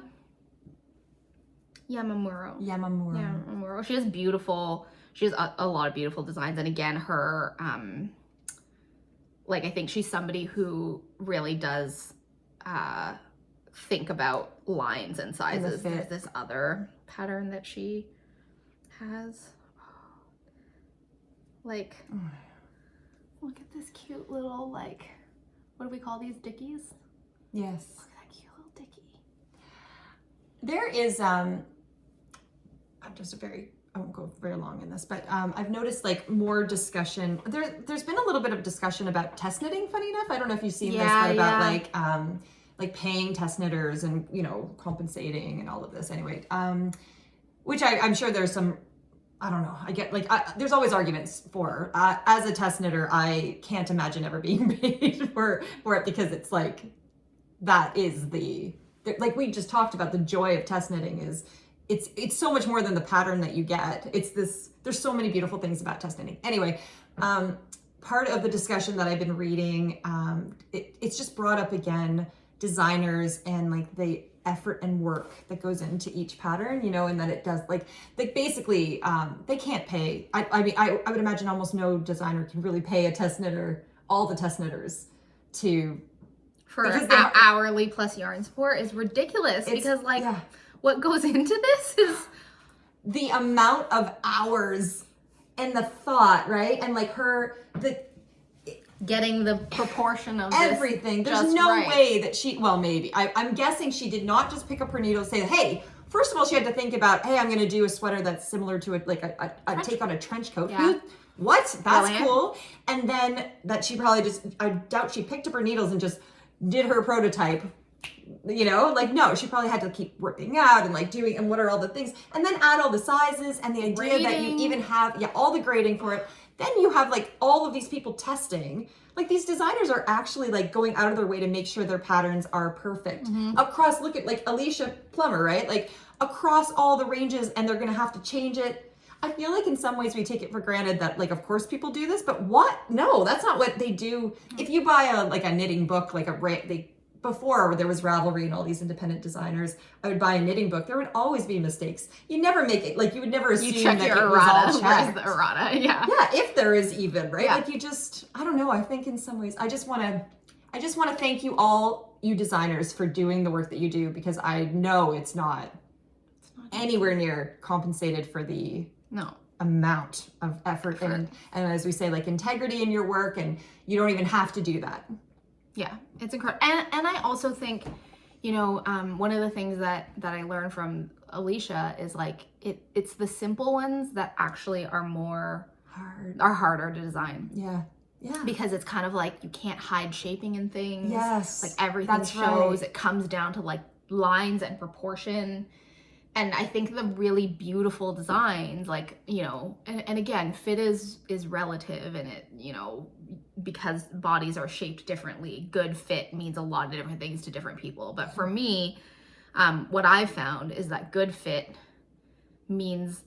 often means that the pattern is more complex in teeny tiny ways, and that you don't even notice. Like when you see the garment. So like, you know, if you were just like flipping through Ravelry and you're like, oh, it's a basic sweater, and it's like it is not basic. Like it might look basic, but the more basic it is, actually the more potential there is for there to be these like amazing, I feel like mathy, geometric, like architectural things. To go all the way back to, you mentioned sort of like, you know, is there a standard size? I do think that there are a lot of designers, like there's some standard. There's some standard in the garment industry. Design standard. It has like an acronym. I can't remember what it is, where they are like, you're trying to hit certain dimensions and like grading. Yes. And I'm like, I feel like that makes sense for like simple, like basic patterns in which, like if you go into a store and you buy like a basic sweater, right? Like raglan is one of the shapes, like drop shoulder is one of the shapes. And in those patterns, I think that there might be standards, right? In terms of what it'll pretty much fit every person. What it'll fit. But when I think about some of these, you know, like some of these different patterns that are not standardly shaped, like what, as a designer, like how do you decide on proportion, you know, like, because I don't know if you have that rubric that sort of says like arm length this, like bust size this like shoulder, like depth this. It's why I thought, like, you know, a while ago we were talking about, like, I can imagine if I were a designer, I would probably, well, because I don't think through things too. Because we're not designers. Yeah, good thing. We'll never be. But I would probably design something for me. Yeah. Like, so it would be like my body, because I'd be putting this thing on and going, you know? And so this idea that you could like knit, if you see a person that seems to have similar proportions to you, that you would knit their patterns because they're generally like similar. Like, Rachel Ilsley, we're very similar. She's a little bit taller than me. We have similar builds, and she actually always extends. So she knits, actually, her patterns usually are, her actual pattern is shorter in the torso than the sample she makes. Yeah. So now, and I remember test knitting for her way back because I thought I wanted it to look exactly like hers, and she's like, oh, okay, well I just changed mine so that it looks what the standard will look on me, kind of thing. You know what I mean? Like she had to lengthen it. And so after that, she's like, oh, I can put it in there. So now she says, do it like this. And so I find that whenever I just look at her thing and go, oh, I'm just going to knit her size the way she does it, and it'll work. Yeah. I mean, I think that if you're knitting garments to last a lifetime, you know, or like to be like a staple, to be like a classic sort of thing, I think finding your designer and finding your proportions is important. And I know I have, like we've both talked about, but I especially have talked about getting my measurements in terms of like, okay, what's the bust size that I like? What's the arm length that I like? What's the like body length that I like? And I feel like there's been a lot of test knitting. I've been doing a lot of test knitting in the past 6 months. And as a result of doing a lot of that test knitting, I'm knitting to the schematic measurements as opposed to knitting to my measurements. And it's made me recognize that what I thought were my measurements are not, well, like I know what my measurements need to be so that things fit okay. Like, so that I don't put it on and think like I'm swimming in this, or like it's way too small. Yes. But the construction of the garment, especially up in this area, is a huge determinant. in terms of how things lay. And I know that we don't have to, but like usually we choose things on the basis of bust size. Yeah. And I'm really discovering that there are like layers to that, where bust size, or whether you use like, you know, your full bust or your upper bust, I still don't think it's quite right. I mean, there probably are some patterns where that is really, Yeah. but I don't think the majority of them, the way that we usually choose it. And then as I was saying just before, like, I can't go on my measurements. Yeah. I don't know why. That doesn't make sense to me, because a tape measure going around is just a tape measure. I'm not off on it. I've done it many, many times, but if I knit to those measurements, it's too big. Yeah, and also because like the way that things lay, like a measurement is 2D, right? But the way that things lay on your body is 3D, right? True. So what you were talking about is like the width of the shoulder, right? Like, you know, the width of this shoulder, and all these kinds of things impact how it lays. Yes. And so increasingly I feel like one of two things in terms of like choosing garments, if you're wanting to knit garments that have really great fit. One is finding the designer who shapes for your body, or like whose shaping lays on your body well. Yes. I'm finding a designer and or finding certain constructions. Yeah. Like I think I've knit like a gajillion raglans, and I love a basic raglan. Yes. But a basic raglan for my proportion always ends up having really Too deep yoke. low. Right. Yeah. And it often, me having to make adjustments for the yoke, and then often the arms are often tight. Like I often have very fitted arms, which I like, which is like that style, which is a style that I like. But interestingly, to just sort of think about all of the patterns that I've knit, and this one being like. Well, I guess and I'm sorry, we will move on. We'll move on very soon. But I think there's also, getting back to what you're saying about these standards, there's also this idea of the proportions of things actually being similar, like that this size would give you some idea of what this size is, would give you some idea. And it's like, that's not true. No. And I know that my sizes are different from, they're not going to be in that standard proportion, you know? Yeah. So I guess if you choose based on one thing, Dimension. but you don't have the rest of the dimensions that come with that particular dimension, then it's not going to fit. That doesn't fit. Yeah. Anyway. Well, anyway. Thank Thank you. you, designers. Love this design.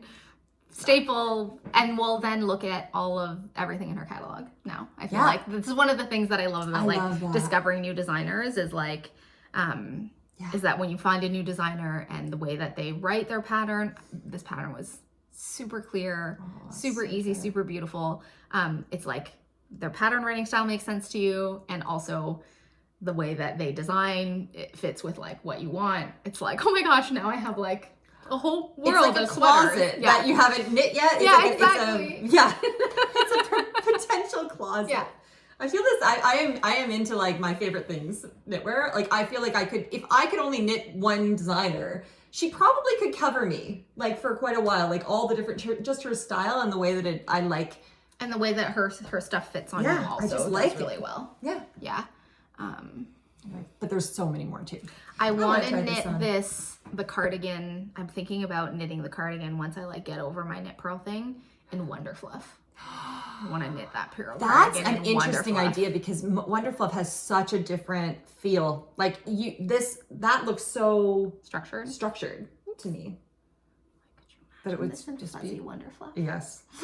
I can imagine everything in Wonder Fluff. As you will see, I have more. Can never get enough of it. Try this. I just love what we call this, a forest green. I don't know what we would call it. This is to me one of Brit's. I mean, we love Brit's color sense, but this to me, like again, when I think of Brit, I think of this color. Me too. I I like these. I like this. Actually, I bought tights this color to go with these, because I think I like that color. Oh my gosh, Carmen. I love this color. I'm gonna wear mine. It fits really well on you also. It does. Do you feel like it fits? Yeah. Yeah. Yes. It's beautiful. I love it. It's just so unique. It's so unique. I mean, this is definitely, it's so funny because I every so often I have a moment where I'm like, wow, we're like really intense knit nerds, and like this is one of those moments where we're like, look at the raglan, look at the raglan. Honestly, though, because you know it's. Did you do well? Okay, don't answer. So it's different from the front and the back. Increases. It almost seems like it because you have a very structured seam here. It's make ones. They are because this one you're not seeing the line as strongly. Yeah. As you do in the back, which I really like. And it makes me think of more of, I don't know the construction, but where you have the, like in a drop shoulder and you have the top. The trapezoid? Yeah. Because that is often, you get that like line that goes across. Yeah. It's like you have that, but it's a raglan too, but not the same. I like it. It looks so good on you. How do you feel about the neck? I like it. Because for all that you're like, you don't know about mock necks, I feel like I'd like a mock neck. I mean, I like a mock neck on me. I also like a mock neck on you. I like a mock neck for sure. It's more of the, I like, so this length usually stands up well. It's the longer, I was worried with these ones because I've had ones in the past where they don't stand up. Like, oh yeah, they shloop. They kind of shloop. They're like these long, weird, but they're shloop. Yeah. Yeah. Yeah. But this one, I wonder if I would make it a little bit longer because I think for you, you do a little bit longer. But it looks nice there. I mean, I often forget, I mean, it's silly because we're seated, but I often forget that you're like a foot taller than me. We're not a foot, but like. Pretty close, hey? Well, what? 5'2". Oh, you're 5'2". So no, half of 5'9". But yeah, it's significant. It's significant. So good. Oh, Jackie. This is a really, like I'm looking at myself sometimes, like this is an odd experience. You probably don't do this unless you have a knitting, like a podcast where you're looking at yourself on camera and moving. Like, cause it's like I'm looking at another human. Does that make sense? Like me, it's me, but it also is like if I was in a meeting and this is the person sitting across the table from me. Mm-hmm. I just feel like this is a very like really lovely work appropriate outfit, like class. Olivia Pope like, except not the color, but like it's classy. It's like finished. There's something about it to me that's finished, and I love that it's not black, navy, or charcoal. Yes, which I feel like is like that's the workwear. Yeah, exactly. But it doesn't feel out of craziness. It's not, you know, it's not safety cone or traffic cone orange. You know, where you're like, whoa. Which would also be fun. Which would also work like in certain settings. This is just really... I think that this might be one of my favorite colors on you. I do love this color. I do love this color. Mm-hmm. Yeah, I have... It looks gorgeous on you too. Thank you. Mm-hmm. This is one of those colors that like, I feel like, you know, we're technically a similar season. Mm-hmm. Although, you know... Who knows? Who knows? But this is one of the colors that I feel like looks really great on both of us. Yes, I agree. It makes me wonder though, because you know we were talking about I'm sorry I'm referencing our last podcast so much, but I had just watched it. And it's funny. Why do I watch it? I was there. Why would I watch it again? It's not even my first time rewatching it. I just love it. I love it. I also feel like because we are so off the cuff, sometimes when I watch it again, I'm like, I didn't hear that the first time. This happened on the last. I was like, where were you? Like, I didn't even hear something you'd said until this time. Well, often we're just like so distracted. We're like, true. Oh, look at the That's thing. Very true. But sometimes I also don't hear. I mean, I guess usually you don't hear yourself say things. True. Yes, that's true. Yes. Well, and so I was thinking about that color. It's not wildwood, is it? Which is when the Sonder. Boreal. That green works on everybody. And I was like, I wonder if this is a similar, like, I wonder if this is a green that would be pretty, like, would this wash some people out? I mean, I guess it would, right? I think what I love about this green in particular, one is its vibrancy, and two, it's blue undertone. It's like very blue, but somehow it doesn't go teal. Like I can't, it's like almost as blue as teal, but it's very green. Yeah. It was really interesting because often with hand dyed, when you block, like you'll get a little bit of the color. Yes. And I remember like pouring out the water the remaining water, and I was like, it's blue, and it really surprised me, which like I don't know, I was just like, whoa, that is cool. Right? Yeah, because it doesn't have you don't see it. And I think it's quite cool toned. It's very cool. It's very like it's a very cool toned green, and again, I think greens tend to lean neutral or yellow toned. Yeah. Like forest green tends to sort of have that, like, you know, if you think about like a cedar. Yeah. Well, even boreal has that. And I think boreal, I don't know that I would call it yellow tone, but I think boreal like sits in the middle. I think one of the things that I love about Melissa's color palette in Sonder is that she has a lot of things that I really believe sit in the middle. I think you're right, and that's why it works for. Which is why it works for so many people, and also that it sort of morphs. Yes. Really beautifully. Whereas this is like cold, deep. Britt has a new colorway. I think it's like newer, because I was on her website. I was like, not enough houseplants, I need to buy more, and I did, because I love the color so much. But she has a new colorway called Winter's Kiss, which is like this, but like its teal cousin that I'm also like, oh. But is it on its way to you? No. Or you're waiting? I'm waiting, because I was like, how many green sweaters does one girl need? Yeah, you like, even forgot of what you just did. Green sweaters. It's so funny that I don't, in my head, that one's teal, even though it's clearly not. It has a little more blue, but it really feels very similar. Yeah. Yeah. Yeah. Except I don't know that I would wear that one to work. It's very fuzzy. It's very like fuzzy and marly. This one just feels really done. Classic. Yeah. Well, and because it has like, I mean, it's got that men's tailoring aspect to it, right? So it's like there is something kind of tailored about it, and there's a feel that comes with something that has a tailored kind of feel to it. And it I think also choosing to your point around its like structured, I also think there's something about a structured knit that feels that it's like I sit up taller or something. There is a different feel. Whereas like the like really, really drapey things, I'm just like,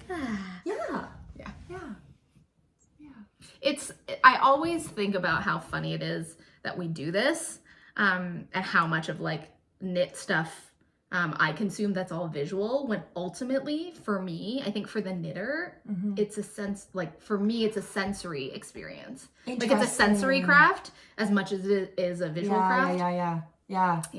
I don't know if it's much more for me weighted on this, like the sensory is there, but the visual too. The visual. I don't know which, I might be in the middle. Like both are equally important. Yeah, because like I'm like, I don't think one, I can't think like, I'm like, well, definitely this one more than the other. Maybe I'm right in the middle of that. Yeah, I think I probably, I said that. I'm sure when I watch this back, I'll be like, is that true?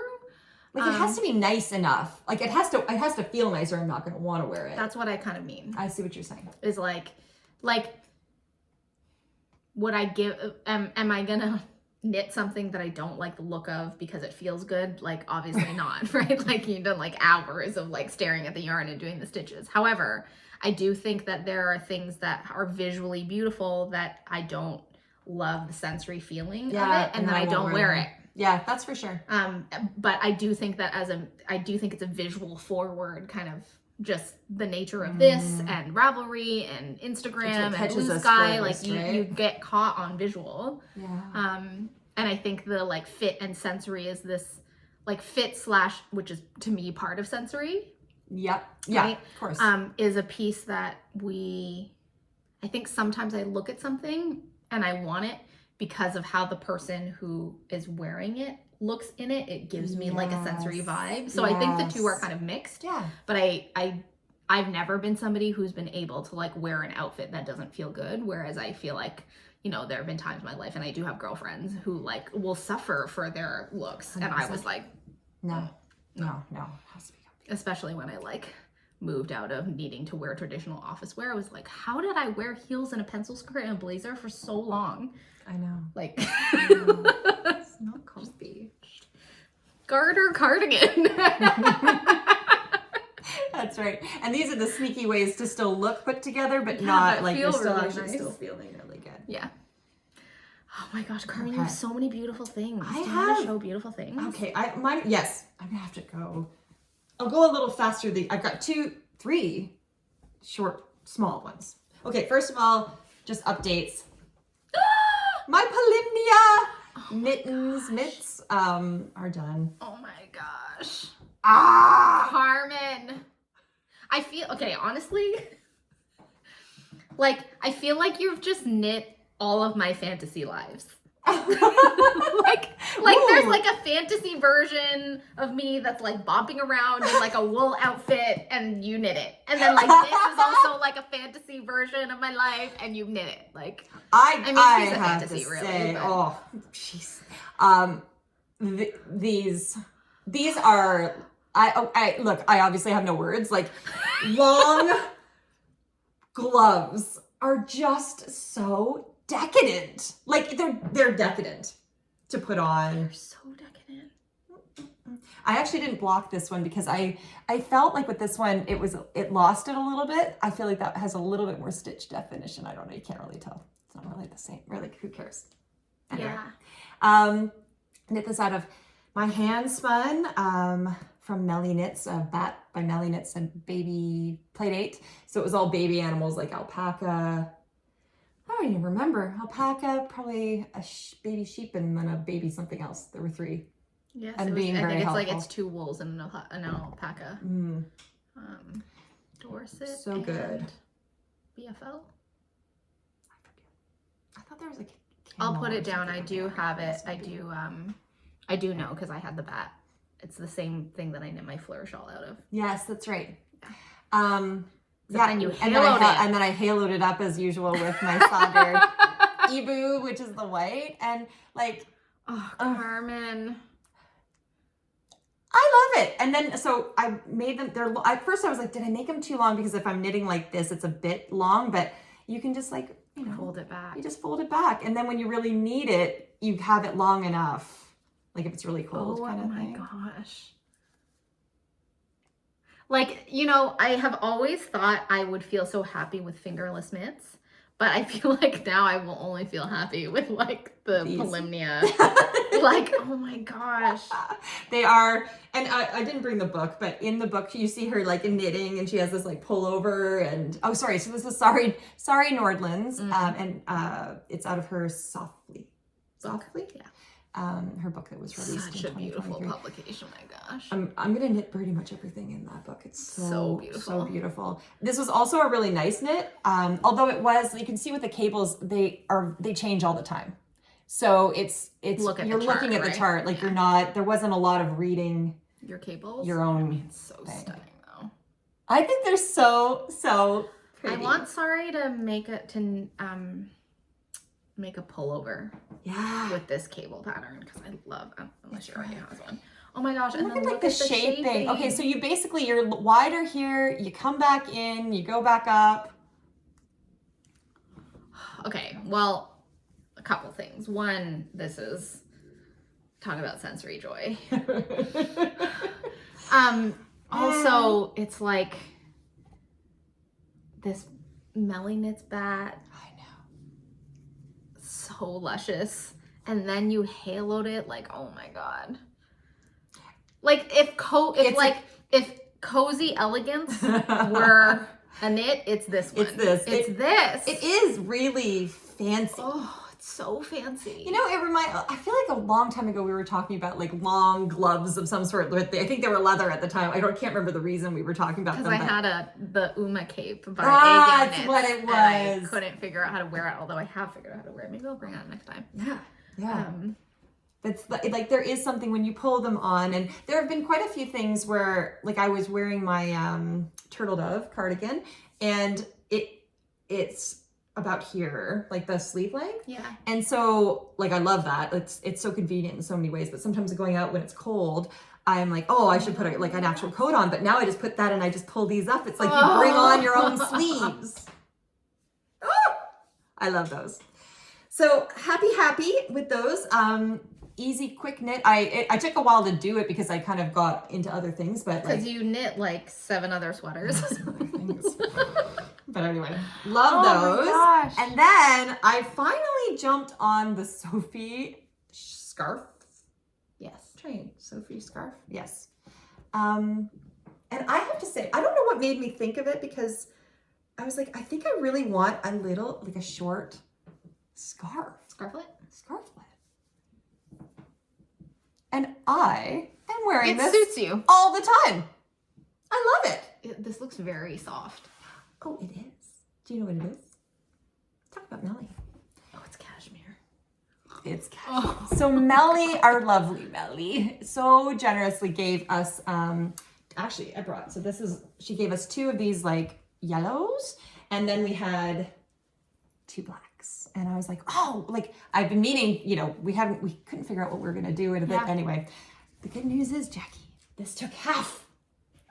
Yay! So you can make yours too.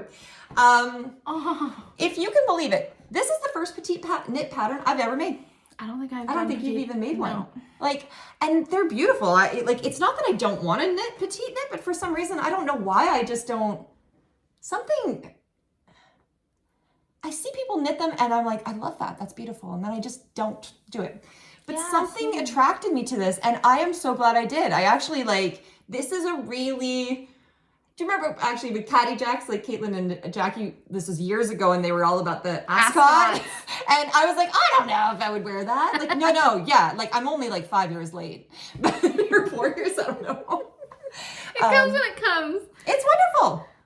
I also feel like in this, I'm having this moment where I'm like, it's so weird to me that you're not always wearing an ascot. Like, to me, that's just like, it's so Carmen. Like, I don't know. Like, you know, when like someone looks at home in something, or you put something on, you're like, somehow that just made you more you. That just it's like when I take this off, I'll be like, wait, what happened to you? Like, no. Go back. Go back. But you love a little, like, you've always loved, you've knit shawls, but you like a little bit over here. I like the little like kerchief kind of stuff too, like a little neck warmer. Like, I mean, that I realized that I was like, this is what I want. And it was, you know, I will say I didn't love the process of knitting it. People say this because of the increases or something. Thank you. I never looked at, I didn't look at it because I was like, I don't need to read any reviews. It's a pretty standard pattern. Yeah, everybody's knit a Sophie. Yes. Yeah. But honestly, like I'm like, I don't like this, but I'm glad I did it. Like, it's really fits nicely. Yeah. Well, so for anybody who, I've not knit it, but what I hear from here is that it's like, you look at it and you're like, okay, there's like an I-cord, like an integrated I-cord, and then it's garter. But what folks said is that you would think that this little thing would be mindless, but it's not mindless. No. Like, you have to, there's something about the count, like, you're constantly counting, and there's something about like the increase, like, it's not easy to read the increases. No. And then I had to put little markers every time. There's no way for me to be able to see. Yeah. So people have like, because I was thinking about knitting the shawl, and so I was like looking at, I was noticing when people were talking about it, and I think Caitlin Wedekind from Caddy Jacks, I think she knit one, and she was telling me that like you can mark the increases with little stitch markers, but a lot of people do like a little tick sheet where you tick off every single row. I can see that, and it's just annoying. And then if you don't bring it, like, this is a really easy project to bring with you. Is it? Well, it is, yes, because you don't need to look, you know what you need to do. It's just that, and this is why it's a little bit crazy. Like, I don't know why I'm happy to hear that I'm not the only one. Yeah. Who finds this really annoying, because it's not hard. It's not a hard increase. I don't know why. It's consistent, but it is, you're like, ah. And then you finally get to the middle. You're going, how am I still not there at the middle? Yeah. Can we see actually how long it is? Because I feel like I feel like this Sophie shawl in my mind is the equivalent of when you finish a sweater and you just have to do the ribbing. And you think the ribbing, you're like, oh, I just have to do the ribbing. And you're like, I'm still doing the ribbing. Or the double knit collar, like button band. That's another one. Oh my God.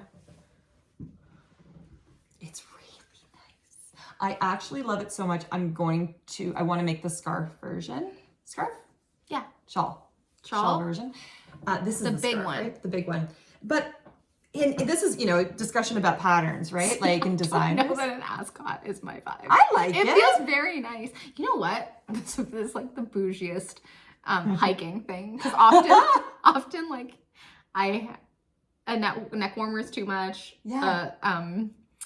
The buff, the shawl, the buff. I don't. Yeah, like. And a shawl, like I've made it work with a shawl, but sometimes I'm like, wow, this is a lot of fabric. This would be the perfect thing to take hiking. Just take my little cashmere. Little like, yeah. But yeah, so there, the shawl is a different pattern. And I'm torn because I'm like, I feel like I could make, it feels weird that you have to buy another pattern, which I'm almost positive is going to end up being exactly what I've done, just you don't think the increases will be at a different rate? Well, that's the thing. I don't know if it is. Maybe it is. Maybe it is. I don't know. I think I'll buy it. Just support a designer. Yeah. But yeah, it just felt like there's a little bit of kind of if I get this and I'm like, really? Like if it's exactly the same, I really hope it's not, because that just feels. I mean, I think we're so spoiled by designers like Rachel Ilsley, who's like, oh, you know what? Let me just throw a cardigan in pattern into it.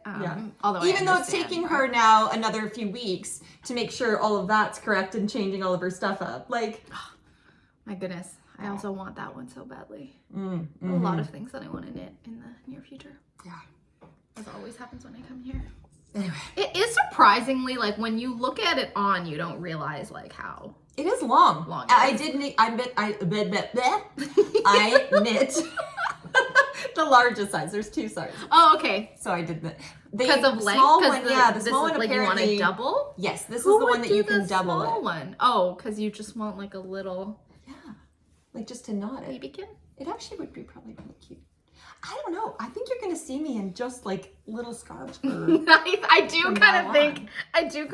Oh my god! Did you hold this double? I did. Okay, I was yes. Like, sorry. So this is like a lace. It's 250 meters per 50 grams, and I held them double. Yeah, this is a name cashmere that Melly sent us. Yes. From... it's called Puji. P-U-J-I. What's the nice of her? What kind of friend sends you like 100% cashmere? Just like, here, girls. She's wonderful. She's wonderful. We're too lucky. I know. Okay, so that's that, and then sorry. Why are you saying sorry? Because I feel like all the things. There's a lot of accessories that are happening. I'm not sure how to show these ones. I knit. Are we gonna? I'm really gonna do it. I'm very sorry. I'm gonna move over because it's the last time that we figure out how to do this. Oh, did you hear the crack of my knees? Okay. They're so cute. I love these socks. These are a Wanderer and her wool. This was a colorway. I'll take them off so that you can. But I might have to I'll take one off and talk about it. Look at how long this looks. I think this is hilarious. Gosh, right? What's the pattern? Okay.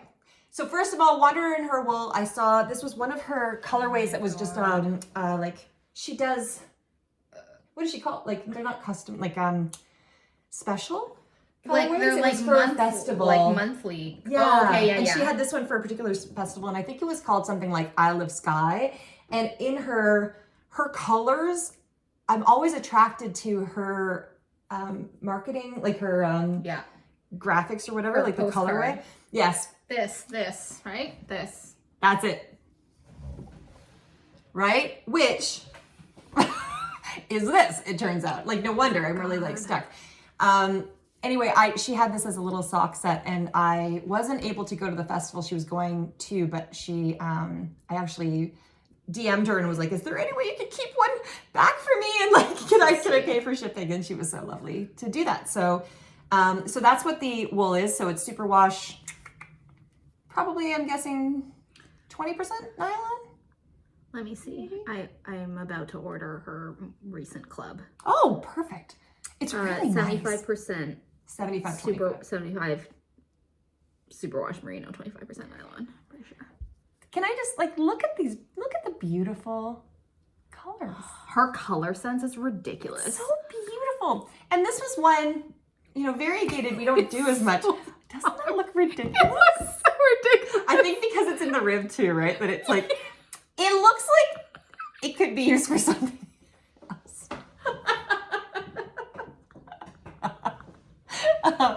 But I'm also like, is that how long my foot is? This is weird. Okay, so pattern. This is why people Wear socks and put it on the block. Yes, like I suddenly now understand the purpose of a sock blocker because that's ridiculous. This is ridiculous, but I have to say, I have lots of socks. I've never had one look like this. Like that is really, really long. But and I forgot it upstairs. So this is I didn't use a pattern. I just cast on. And you're so like this about socks. You never use a pattern. I never use a pattern, but I feel like I should. I feel like these are going to wear out really fast because when I cast on and I was just like, I'm just going to do it for the size that I toe that I want. Yeah. From what I think I remember, so I knit this with a size 1.5, US 1.5, which is 1.7. I'm not sure. I don't know what it is. 2 millimeters? I'll look it up. 1.75, something like that. Most people knit socks on a size US 1, generally. So this is a 1.5. 2.5 millimeters. No. 2.5. Okay. 2.5 millimeters. So right, the US 1.5 is a 2.5 millimeter. Okay, and then a 1 would be a 2 mil. It doesn't matter. 2.25. Yeah. Okay. So 0.25 bigger, not too much bigger. Most, I think, from what I see, most size socks for my size, I'm a size like US 8 foot, 38 European size, are about 60 stitches. Like 30 on top, 30 on bottom. I started thinking that, but it was way too big, and I ended up with 44, like altogether. 44 plus ribbing. That's wild. Plus ribbing? No, like... Wait, sorry, 44, because so normally it's 60 stitches for a stockinette, right? No, I think they kind of are about 60. 56, I think it seems like it seems around 56 to 64. Yeah. Seems to be the amount. So like 44 seemed really, really small. But it fits. Like, I don't know. It doesn't feel too tight. It doesn't feel like it's stretching really too bad. Oh my gosh, look how well it fits your heel and everything. Well, that's why I left this on. Because this is the Fish Lips Kiss heel. Have you heard of this? It's a pattern. It costs $1. It's only about the heel. It's 16 pages long, like something like this. And I bought it. You and people sold me, and then you unsold me. But I'm bringing it back because I bought that and was like, and then I'm like, I can't. You have to do some measuring. You have to do some measuring on some cardboard. You stand on cardboard. You draw your foot. You find these different points of the foot, and that was too overwhelming for me for quite many years. I didn't do anything with this. And then something told me with this one, I was knitting it and I'm like, I should try that Fish Lips Kiss heel. It is so easy. It is so easy. It's short rows, right? It's short. Yeah, but no, they're different. Yeah, they're short rows, but they're different. They're not your normal short rows. They work really beautifully. It looks so good. It's so you have simple. no holes. No holes. So simple. Any number of stitches. You don't have to do any math. That's so brilliant. No math. And they say, like, she's like, it's going to fit your foot perfectly. Oh my gosh. Like I also love how it looks. Like one of the Yes. things that I love about hand knit socks is the contrast heel. Yes. And it looks so good, especially when you have a dyer who just this combo is so beautiful. Gosh. I find that some of them are here, like, not the heel flapping gusset, but the other one, Andrea Mowry sometimes uses. There's a Fleagle, thank you. It actually looks funny. It doesn't seem to be coming right over my heel, whereas this one is right on my heel. Yeah, it's perfect. It looks like the way that it looks. Except, why is my foot? I don't think my foot's that long. Sorry. Oh my God. Do you know what I just realized? People like feet, don't they? First, okay, some people hate feet, so I'm so sorry for all of you who hate feet. And then some people probably, I'm like, you're welcome for that free little, should be paying for that. Yeah. Kidding. Anyway, I'm surprised but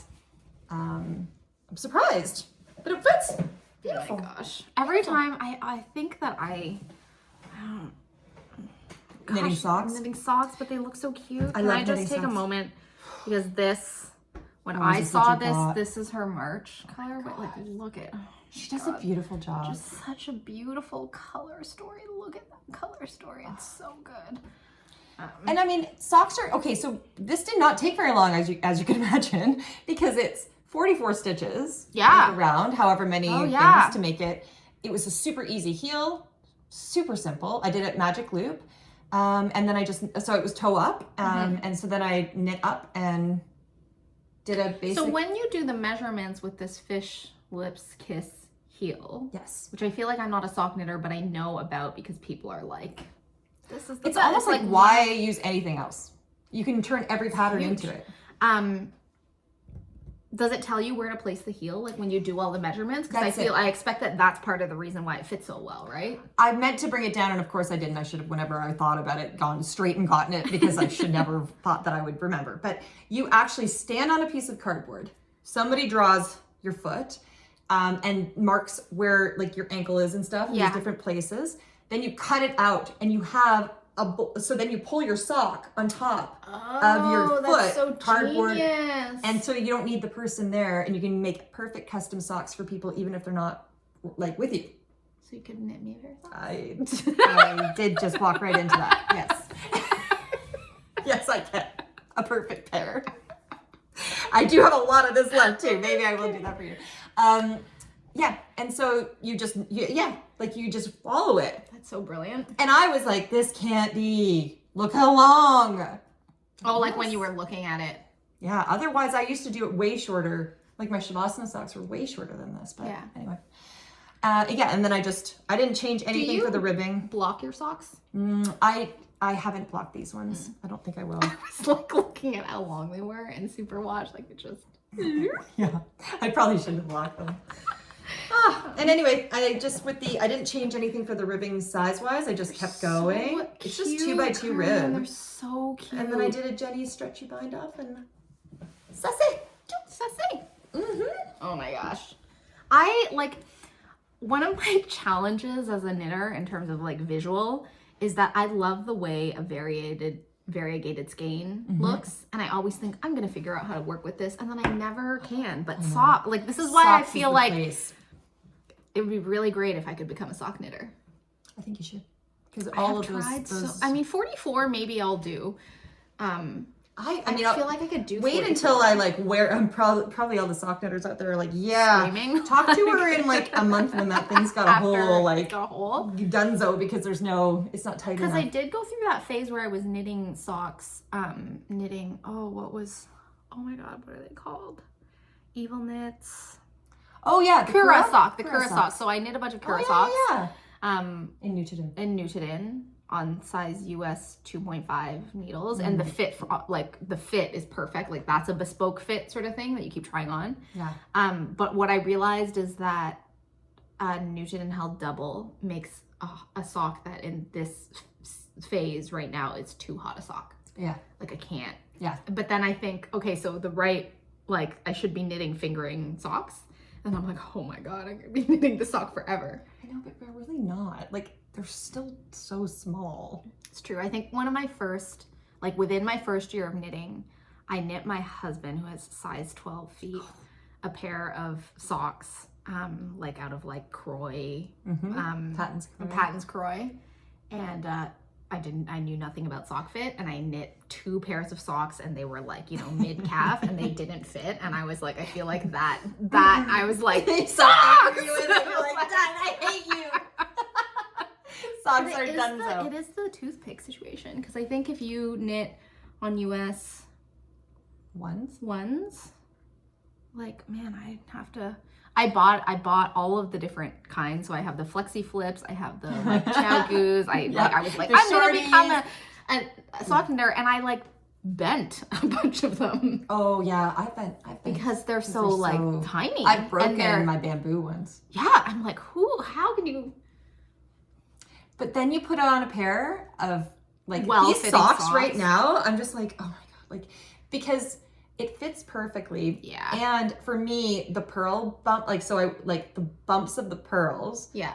Are massaging my feet. They feel like this, the ribbing. Well, any of the pearls, like, so Oh, even if you 'cause like it's on the stockinette, wrong side. right? Yeah. Like, so all those ones that are sticking up are like, well, maybe I'll knit her these socks that I think you should. because this colorway, I'm just like, I can't not have this knit Oh, into it's so something. beautiful. This color. Does she this still have color, that? I want that one too. I haven't ordered yet. Oh, okay. Do you want me to? I'll just order 2. Okay, I'm done.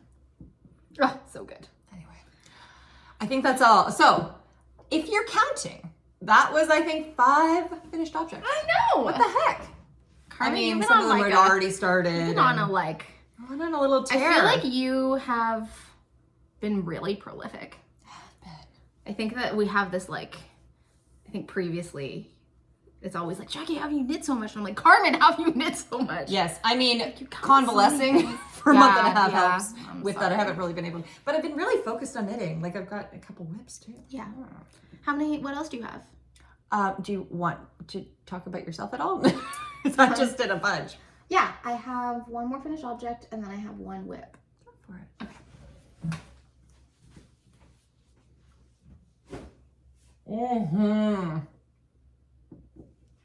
I've been wanting to know what this is. It's like Morker or something. Oh my god. Okay. Oh. So this might be my favorite color I have ever put together ever. It's incredible. It's incredible. Okay. I want to dive into it. This, talk about mohair magic. Okay, so this is, let me talk about this. Oh, you're so smart. This is, I don't know if this is gonna show. I don't know if this is coming with This is not. Of course, the sun has also sun. decided to come right out. So this is the Tryst sweater by Brian Moody. This is another test knit.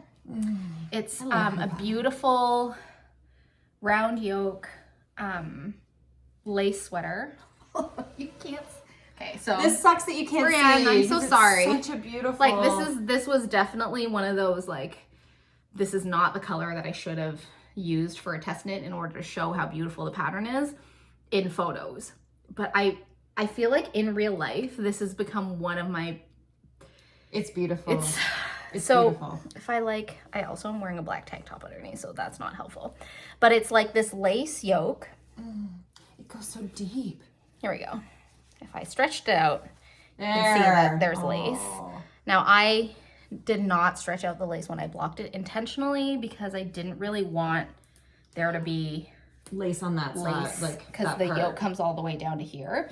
I didn't really want it to be like really open, and also I chose a lot of positive ease, and I was like, I don't know if I can stretch it out even further, but I feel like, you know, every so often, depending on like the angle of my shoulder, you get these little like peekaboos, which I really love. It's such a fun pattern to knit. Such a fun pattern to knit. It's beautiful. Round yoke, lace, and lace that is like easy to read. So you start to get into a rhythm with it. Every other row is a rest row, so it's kind of like nice, and you have like the chart, but you kind of, I've never put a lifeline in ever before. I probably would like lace better if I used lifelines, but it's easy to read. It creates this really nice texture. Maybe see it better. Oh, yeah, there we go. And there was something about, so let me show the her photo, which is in a light colored yarn, and so you can actually see the beautiful pattern. She's been putting out some gorgeous stuff lately. Oops. Beautiful. Look at this. Look how beautiful it is. It's so pretty. So there was something about this that reminded me of peacocks. Like the pattern. Oh yeah. Peacock feathers. Totally. Oh, it's and like then our first the moment that I thought about peacocks, I just like had this, I was like, oh, I want it to be in like this like rich, beautiful, deep color. Oh. I love the way that she talks about this knit. She says, the Tryst sweater beckons you to steal away for moments of solitude and self-care. Let it be a clandestine meeting with your most cherished craft. Each stitch becomes a quiet rebellion against the day's demand. This design isn't just a sweater, it's your daily escape, your fiber arts love affair, your knitter's tryst. Ooh. Love. So she put out the test call. again, she was like, this is a super short test call. It was something like less than a month. And the pattern gauge, as she's written it, is 18 stitches by 30. Cool. And it came at a time that I was like, I want those like rich wintry shades. And I had the idea of doing it in Nutiden. And so how cool. So this is the base color. It's Trata. It's like a nature brown, like it's a dark nature black brown with this mohair. So smart. From Le Garçon, which is like deep stash mohair in the colorway Carmen's Story. Carmen's Story? Mm-hmm. And the color that it made, I just had a thought when I saw the gauge. I was like, I think I can do this in Nutiden. And literally the moment that I did the gauge swatch, I was like, I must have this now. Oh. And there was something about like the little peekaboo of lace in this color that I was just like obsessed. Gorgeous. This is the sweater that this blend, I don't remember what the blend is. It has made like the softest, most delicious, luscious fabric ever. I can't wait for you to put this on. I know. And I think, every Nutiden blend is different. So, and I've heard, and I've knit with Nutiden and some are a little bit more rustic than others. Like this one is like, I think I have this one. it's like not, it's so soft. It's ridiculously soft and like not in a like, I like farm yarns and this is a soft version of a farm yarn. It's just soft. It's objectively soft and it had a lot of lanolin in it. And it's like a thicker blend, like you can kind of see. And so I knew that I wanted to work. This was one where I was like, I can bear with coloring it with mohair. Right. Also, there's been a lot of this color in my, that chocolate brown. And I was like, I have enough that I can knit with it solo, but I'm going to augment it with mohair. And I have this thought that I like just want to keep trying different mohairs with like these nature blacks, because there's something I think about this purple and this brown that goes together to make just like, it's the perfect. I want to eat it. That's how I feel about it. It just feels so luscious. Yeah, like black currant or something. Yes. Even though I don't like black currant, but I think it has this like, yum, chocolatey. So I knit this off gauge in terms of my stitch gauge is on, but the my row gauge was significantly larger. It was like 24 stitches per inch instead of 30. Wow. So I knit it it's got a deep yoke. I knit it according to the pattern schematics, and Marin was really like generous in terms of like, yeah, you can do that. And the way that she writes it is really nice. What else can I say? I chose more positive ease than would be usual for me. And so again, like to this conversation around like bust size and shoulders, really interesting to me because, 44 inches is a common bust size that I would say that's probably like my default. And then sometimes if I want something that's more fitted, then I'll go to like 40. Yeah. But 44 is like kind of my entry point into most patterns. I look at 44. This is 44. Really? But there's something about the shaping of this round yoke that I feel like makes it way wider and roomier. And I think the sleeves are roomier too. The sleeves are also roomier. Like the whole thing is roomier. Yeah. In a way that I kind of like. Like I didn't think that this was necessarily, I was like, maybe this color is like work appropriate, so I could wear it to work.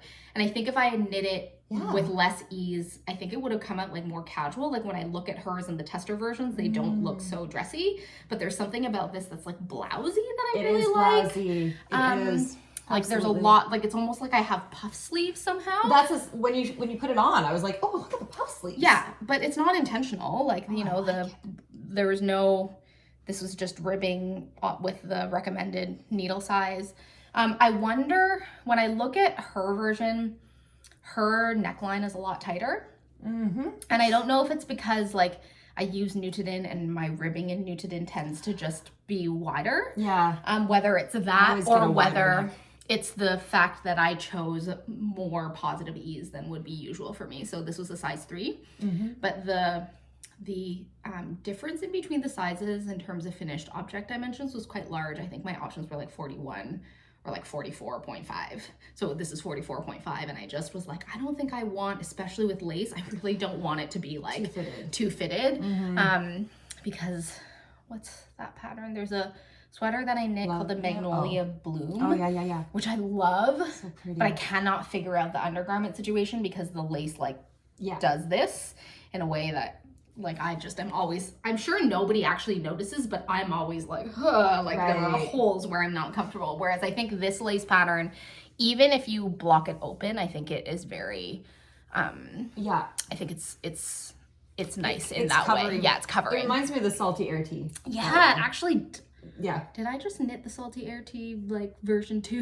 No, but it's the same idea. Yeah, same idea. It feels like it feels.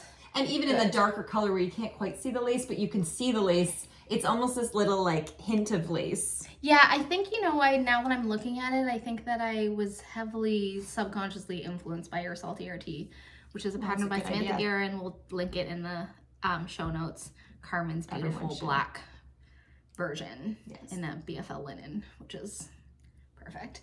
Yeah. But yeah, I mean, I also, what I want to name around the fit of this is that I'm also learning increasing that row gauge makes a big difference, because I do think for the yoke, like it's not just depth, but I also think the shape of the yoke, like how blousy it looks on me, it doesn't look blousy on anybody else. And I think part of the blousiness is because I did the increases like they were written in the pattern. But if you think about like, you were getting there faster. I was getting there faster. So it created, and so again, I think that's part of the reason why this looks so roomy. It does, and it looks like it is billowing. Yeah. Like in a good way. Like it's like, it's got more fabric, but it's almost like intentionally. It was just like one of those things where I'm like, sometimes your knitting just works out. Right? And this is a workout thing. And when I realized it was billowy, like I bound off with a smaller needle size so that I get a little bit of blousiness in here. And I chose to make the arms longer than normal for me to kind of get that blousy vibe. It's very, very blousy. Thank you. Like, and it's so beautiful. Which is interesting because usually with a blousy look, I would think about a very thin fabric, whereas this has like actually a lot of depth to the fabric. Like it's a thicker fabric than I would think with a blouse, but it works like perfectly. Thank you. It's like a strange juxtaposition. I've been wearing this like in all settings because the fabric this made was so delicious.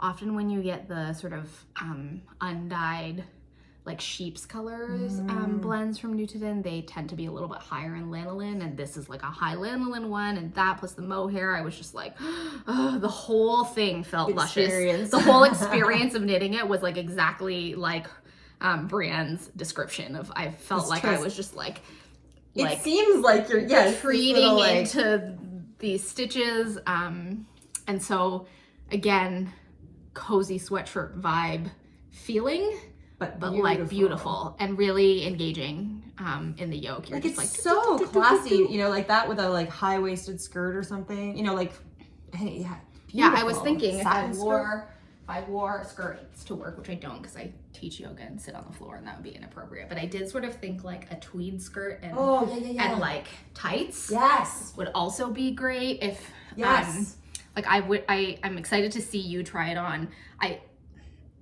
I blocked it and I was like, I feel like this sweater needs to be styled by Carmen, because I feel like it would also look really good with a button down. Oh yeah. And like, so nice. Yeah. So nice. Highly recommend the pattern. Love it. I love these things. I know this is the first time that I have knit her designs. She's such a brilliant I have so many designer. In my, I love her I've bought so many of hers. I don't know if I've knitted.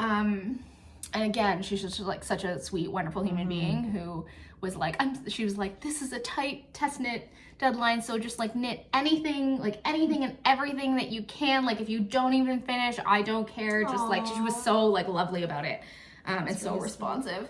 But it's really beautiful. I did think about, like, I remember when I tried it on, I was like, oh gosh, is it too open? And I had the thought of like doing a little bit of sweater surgery and like bringing it in, but I don't want to. I would leave it exactly. I love it. Boat kind of neck and like, perfect. All right. I love those kinds of like happy accidents, accidents. Like they work out. Did you gave this to me in a specific way, did you or no? Yeah, that's the back. That's right, perfect. Oh, it is so soft. Like, Actually, it's softer even than what I was feeling when I was it's so petting soft. Like, it's ridiculous. Oh. I wonder, in part, I have been having this sort of thing with Nutiden where, as I've talked about, I've developed a little bit of like wool sensitivity. And what I realize is that I think like the Nutiden sweaters that I'm like, okay, I can't wear this on a wool sensitive day, are the ones that have a really high neck, but also are the ones that I tend to be holding double, but knitting at a tight gauge. And so I knit this on a US 7 with 4.5 millimeter needle plus mohair. And there's something about that. Ooh, you can see the lace I was a just little bit gonna say, better you can with see it a little bit because better I didn't think about this side. with the pink. But I like at a looser gauge, I think is also makes a really yummy fabric, which I have not knit Nutiden this way before. Okay, because you were talking about it and I was doing this and I'm like, it's soft, but I don't know what you're talking about. But now I'm like, right? okay, yeah. Like, I don't Wow. know what happened. I don't know why. I don't understand. Like, I how many Nutiden garments have I knit? I like, just nothing. This is not, do you remember, I think it was Row? Row? Yeah. Is it the same sheep? It's not the same hay? No. That reminds me of that one. I also, the lore of this Trada is, I think the word means fallow, or like the idea is that like when Carolyn created it, there was the idea of like sort of like going into the dark in the winter to sort of like let the field fallow. And so like just the whole vibe, I definitely was like knit more for the story of this knit than I necessarily did for the aesthetics of Brianne's then you beautiful ended up lace with pattern, it. but I ended up with something that I just love. I mean, I remember when I like knit the swatch, I immediately was like, Carmen's gonna die over this color, and also the mohair is called Carmen's Story, and I was just like, this one is at risk. I am like, now that it's on my body, we still haven't done our switching. We have to do our tradesies. Yeah, we have to do our tradesies. Borrowing. Next episode. Okay. There's Or a you reason just for that. leave this one with me. And take another. We could do that. Isn't it so luscious? Oh my God. Like, you're not kidding. Okay, so this is the one drawback of Nutiden, because you can't replicate it. Like, you can't, like, there's only, it's the one-offs, right? So it's not like you can be like, okay, everybody can go and get this thing. Like, I mean, I do. So Carolyn just released, okay, for those of you who have been here for a while, just so you know, I'm sorry. I literally can just sit here like this. I'm literally just sinking in to this feeling. This is so exquisite. so exquisite. Like, I can't even tell you. I don't understand how, like, it's like they Like, came I together love and made this. a sexy baby. Like, I don't know what happened. Whoa. It's so good. And like, I got halfway through the yoke and I was like, I should probably do a light color so you could actually see the yoke. But I was like, I can't, like, this cannot, it wants to be this. I cannot release it. So Wow. for those of you who've been here and who've like heard the Nutiden situation, I don't know, go pick up stitches or something, go make a snack. But I do want to, like, I am in a Nutiden love affair. I mean, always, but I feel like I'm like back. All I want to do is knit with Nutiden. You guys reignited your, yeah. You know, it was like a comfy sweater, and now I'm like tryst time with Nutiden. But what I want to say is that Carolyn just released her most recent collection. Look at this. Whoops. Is all of these sheep blends, sheep breeds. And there's one that's incredibly similar in color to Trada. Would it be the same, like, I don't know if it would be the same feel, but I do feel like it would be similar, because what I would say about the Nutiden blends is, like, every blend is different. For the people who like, I'm a Patreon, and so if you're a Patreon, you no longer get like advanced access to the collections because you don't need it anymore. They have enough. They have enough. Like Carolyn now, like, so when we first started talking about Nutiden, at that time their production was like, it was small batch. Like I think when we started buying Nutiden, it was Carolyn and her husband, and it was just like the two of them, and they did everything by themselves. They like washed the wool in the river water behind their house. Like it was very, very small. But over the years, like she's grown a team. She has support now. Awesome. You know, the mill has been like upgraded and fixed and all the things. So if you want Nutiden, now it's like a monthly thing. Like she'll, not monthly, but like when she releases a collection, it's just always open. You don't have to like go and it doesn't have to be at a certain time. Yeah, you don't have to, like, I mean, her most recent collection, I can't remember when it came out, but like I went on, I don't know, 3 or 4 days after it was open and everything was still available except for a few that like were like she had some fiber that this was the second time it had gone in the shop and it was gone, and there are certain ones that are I feel like the fiber is a little bit more, not exclusive, but there's like less volume, but like the Nutiden now they're making it like super high volume, which is amazing. So if you're a Patreon, you don't get the advanced access anymore because you don't need it. But what you do get is like a little bit of the story behind each of the blends. And when I say story, like some of it is like Carolyn's inspiration, but she'll also sort of talk about the feeling of each of the things because she knows them all so well in terms of like the blends. And what I do remember her talking about is that this collection of like all she's done, like from gray to beige, all like the whole palava of like sheep colors.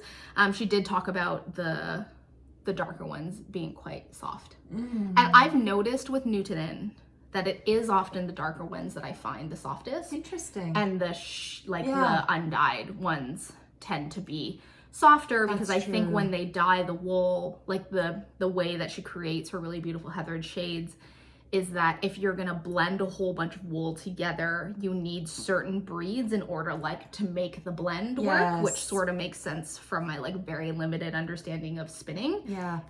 Which I think it's not that the heathered ones are now not soft, because they are soft.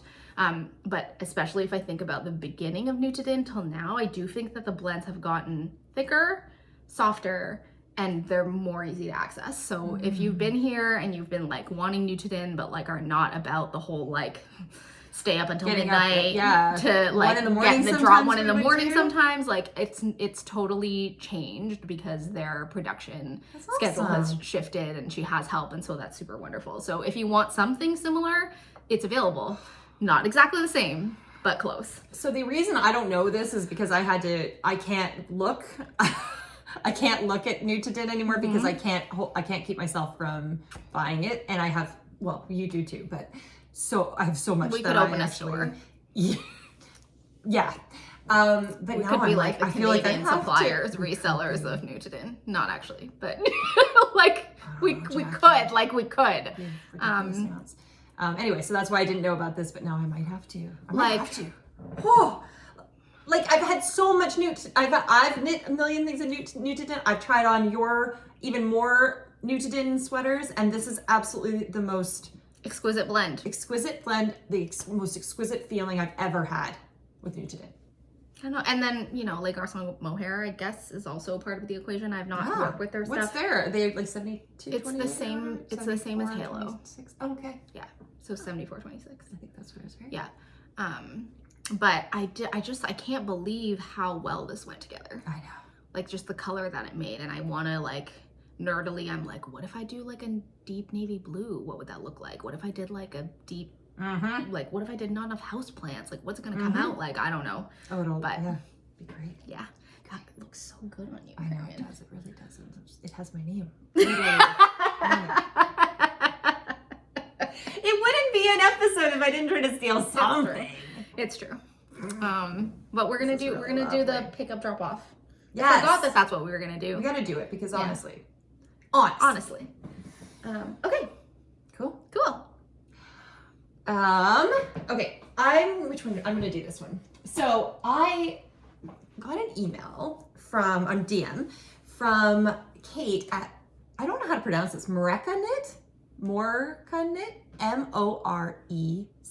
I love her. She has such beautiful. Beautiful And it's so funny. I still hadn't knit anything by her, but it was so many, like I've had in my queue, you know, like favorites and things and things that I'd hearted on Instagram and oh my God. And then all of these knitting podcasts wrap-ups I was watching have basically so many people knit her patterns, particularly one called the Paul. There's the Paul sweater, the Paul cardigan. I want. That's wow. right. So she contacted me and asked me if I wanted to be part of the Paul vest test. Shut up. I was like, yes, I do. And funny enough, I still don't know actually what the sweater looks like. I've still never seen the actual. Oh my God, it's so finish of it. good.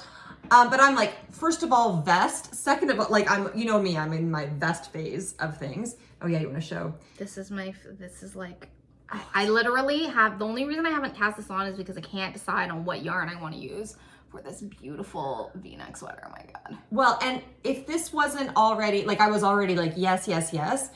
This, I've never had this happen before, but it's a test knit that is sponsored by the yarn companies, I guess. So nice. I got wool. Nice. She was like, what, so it's this Filcolata Saga and Helvetilia.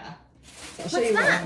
What's that combo? Okay, so Saga is 100% lamb's wool, 300 meters for 50 grams, so kind of This color.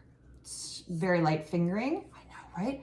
It's called Vintage Rose. Oh, it is perfect. It's like blush. It's like blush. Do you remember when I wore it was something where you made with opera and something else? Friday I'm in Love. Opera was the it was Mohair, I think, and oh my gosh. Okay, it was Sonder with opera and Sweet Tea. Sweet Tea, that's it. And I remember putting that on thinking that wouldn't work and going, oh, I think so. I wanted to try this one. So it's basically that's lamb's wool, and then you have their Tilia, which is their Mohair. What is their combo for this? 70% Mohair, 30% silk. Also in the same, it's called Vintage Rose. So, I mean, it was so crazy to be able to go on the website and be check, pick colors, and it took me so long. Yeah, because Filcolata has they have such a range. Many. And then they had a few things that weren't in stock, and then, but I'm very, very, very happy. Fun! So fun! So fun! Oh my gosh. So anyway, I've been knitting on this since, I think I cast it on January 31st, and I'm done the body as of last night. So, it's not, I wanted to block it, but anyway, I didn't block it because I don't know. It's going to be a button-up. It's a button-up! Yes. So cute! Okay, how With can I a make saddle? this where this looks God. good? Sorry. It's not the saddle, it's that thing I was talking about, right? So you do this really cool construction where you start up here and then you come, you pick up and then you're coming this way and then you're coming this way and then you're picking up here and coming down, and you do increases until around here, I think. Sorry, it's going to be like this, and then there's going to be a button band. Oh my God. That comes along here, and then a very cool folded ribbing option. Her stuff is so finished. Talk about things that look exquisite and finished. Can I tell you, actually she, even in the test, we all had to do our swatches, dry the swatches, then do the ribbing and dry that to make sure it all works perfectly. Because she wants it's going to be that finished, right? That it's you don't want any flaring and all this, which I thought was so cool. What attention to detail, the basics, right? and the details. I think it's going to be so pretty. I think it's just going to be so pretty. Carmen, I think you need to wear this color 24/7. Do you think so? Does it work? It's so good. I mean, this is a little bit different. Yeah, but I'm so excited. And it's okay. So it's 23 stitch gauge. Carmen, that's small for you. I know. I had to go down to a US 3, so 3.25. Yeah. I don't know. I guess I can't really show. There's not as much to see right now, right? But once these other things are on, oh my God, I'm just so thrilled with it. And it's like, yeah, sorry, I keep doing this with my tights. This is not the best. What do I want to say? Oh, so usually when you're test knitting, like I always feel as a test knitter that like I want to find something that I can like contribute, you know, like some mistake or some kind of thing where I'm like, oh good, there was like a reason that I was part of this and got to do this beforehand. And I'm going along this pattern going, like, I have nothing now. I'm so sorry, I have nothing. Like I'm like, this is perfect. I literally have no questions. I'm like, do, like absolutely just, you can just tell. Wow. I want to knit so much by her. I want that V-neck, that Paul V-neck has been on my list forever. I feel this yarn. I feel this. So it's not blocked yet. It's a different kind of feel than. It's like springier. Springy. It is springy. It's springy. It's very These tile delicate. stitches, Carmen. Aren't they tight? Okay, Look at so your this is stitch. my wow, like back and forth. It's a lot of knitting. Yeah, I was gonna say. Because I was like, oh, it's a vest. It's like a good amount, and then I did not realize that it was back and forth the entire time. Yes, which is the reason why I haven't knit her Paul cardigan, which is stunning. I was like, I will do the pullover because I know I will run out of steam. It is it's a lot of knitting, but then at the end of the day, I mean, at the top, it's funny. The only part that felt a lot was once I was done all of the shaping at the top. That was really, really fast. Yeah, because it's like you're always doing something, right? Yeah. But even if you think about like, I cast this on like evening January 31st. I know, it's Carmen, the 10th. You did like a lot. It's a lot, and that's like a tiny like a gauge. toothpicky gauge. Nice. Yeah. Oh, it is very nice. Oh, that color, it looks really good on you too. It's so pretty. Oh my god, yeah. So I'm very excited. Vintage rose, Vintage rose. done. And I mean, I was really excited because it wasn't, the European yarn companies aren't ones that are as easy for us to get here. They're not like just sitting around in most of the yarn stores that I've looked at and stuff. And plus I've been obviously obsessed with Sonder. But it was really, really fun to try a different one. I like how springy it is. Yeah. It's really nice. It has a different feel. You know what, it's funny. Lamb's wool, I guess I'm assuming it's probably merino. I would imagine. No idea. Probably, since it's very soft. We'll say it's very soft. And doesn't have a prickle from what I can feel with the mohair. Really nice. Really nice fabric. All right. Well, maybe Saga and Natalia. Yeah. But it is really funny. I remember when I knit the Avenue vest by Tori Yu, it was a similar thing where I was part of the test knit without knowing what the actual final product. That one I had seen at least on lying flat, but not on anyone. This one I actually don't even know what it looks like. I still haven't seen it. It's gonna be so good. It's gonna be amazing. It's gonna be amazing. Like I'm like, oh, it'll be incredible. I mean, with the amount of detail that she has put into it. Yeah. Plus I think, thank you for solving my yarn conundrum. Now I can do the pullover with that. Because I didn't know what to do. Oh, with that, yeah. Because you'll have to check though, because actually she changes gauges with these, I think. They're not all the same. The Paul sweater is 22 by 31. Okay, and in the same kind of. And like, one of my favorite details about this, which I think is like one of the like this is like the Paul series, is this back line. Like, which I think you can see in Carmen's, but like, it's so, I don't know, there's something about that line that I adore.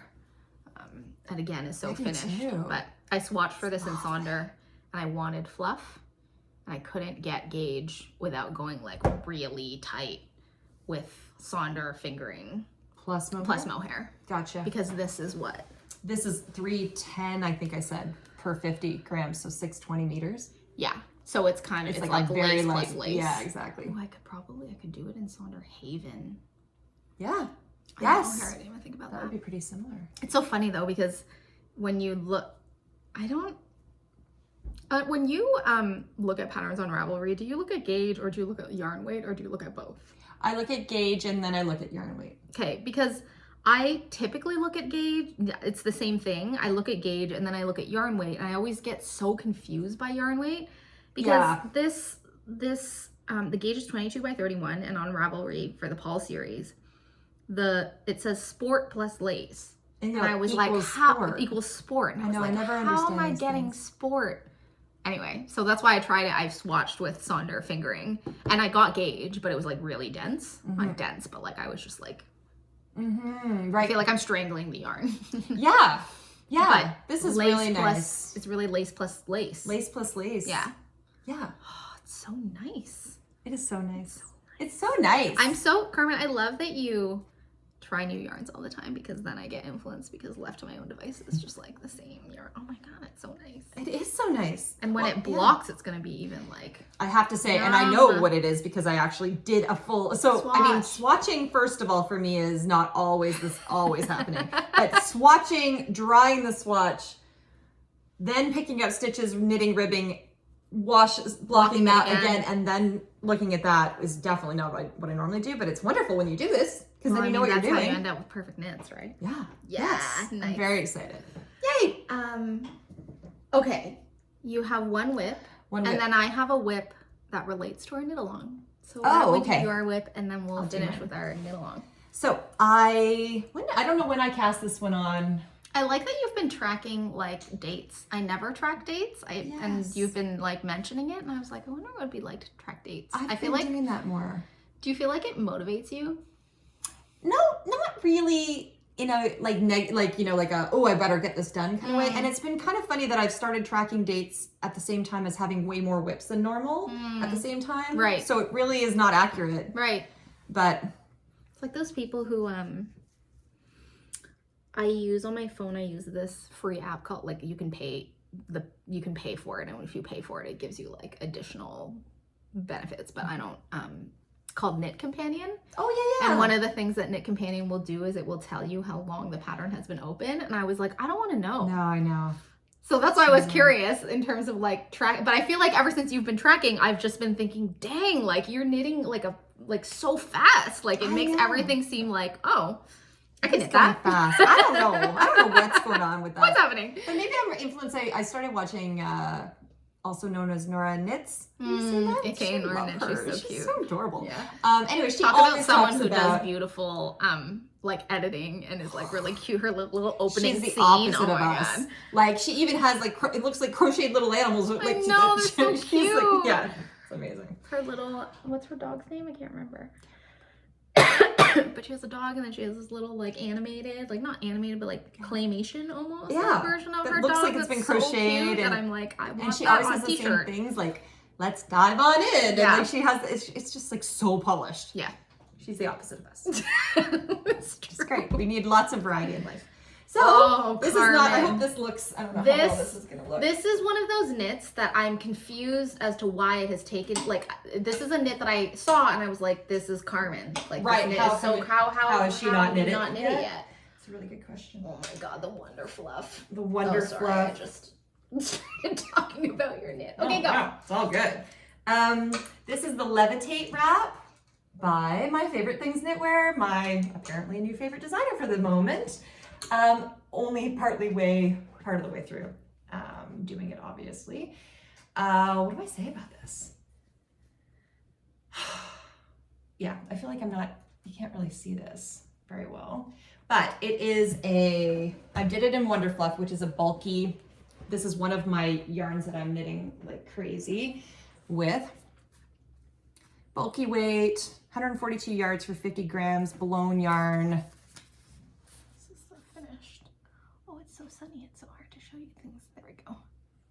70% baby alpaca, 23% nylon, 7% merino wool. Yes, that's the. So I'm sure this is probably not like a big surprise to any, like people have seen like this pattern has been out there. It's funny. It's not one of her. Usually her patterns are sweater number blah blah and blah blah, you know. But this was to replicate an older design by. Marianne Isa. Yeah, to kind of like update one of her old, so this wrap style Cardi kind of thing. Yeah. It is, this has one of those beautiful, the shoulder. This has been just delightful to knit. I also just touched the Wonder Fluff again, and I'm like, what am I doing? It's so soft. It's so, like, it's just a dreamy fabric. It's not even blocked yet. It's and not the moment blocked. you block it, it's just gonna like. It is beautiful. So I'm knitting this going, oh, it's going so fast. And then I realized like, oh no, you have to do a double knit everything. So that's little bit more time. But you do double knitting. Oh, you pick up. Yeah, you pick up from here. Okay. And then all the way around, and then you pick up again, and you leave these stitches on hold. Yeah. And so then you just join this one, and then I'm in the midst, as you can see, of knitting. That other thing. So basically I'll get another like 1.5 inches. But the sleeves will go Here. so fast. The sleeves will go so fast. I mean, it won't be that long. I'm almost there. If I didn't have the Paul vest, Yeah, we're testing 22 by 31. Yeah, 23. Yeah. 23. Yeah. And you know what? Some double knitting is forever and it feels like it's forever, but this one's not. I don't know what it is. I got distracted. I wanted to check this. So the gauge on the pattern is 15 stitches by 22 rows. So like, I also feel like you love a modular knit. Like not necessarily modular, but like you like a knit in which like something is happening all of the time. And when I look at this, I'm like, oh, I feel like there is, you know, there's something happening all the time and it's large.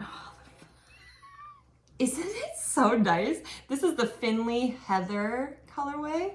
I need this. It's what am I doing? White with just what am I doing? It's the perfect gray. I'm very, very happy with this. It's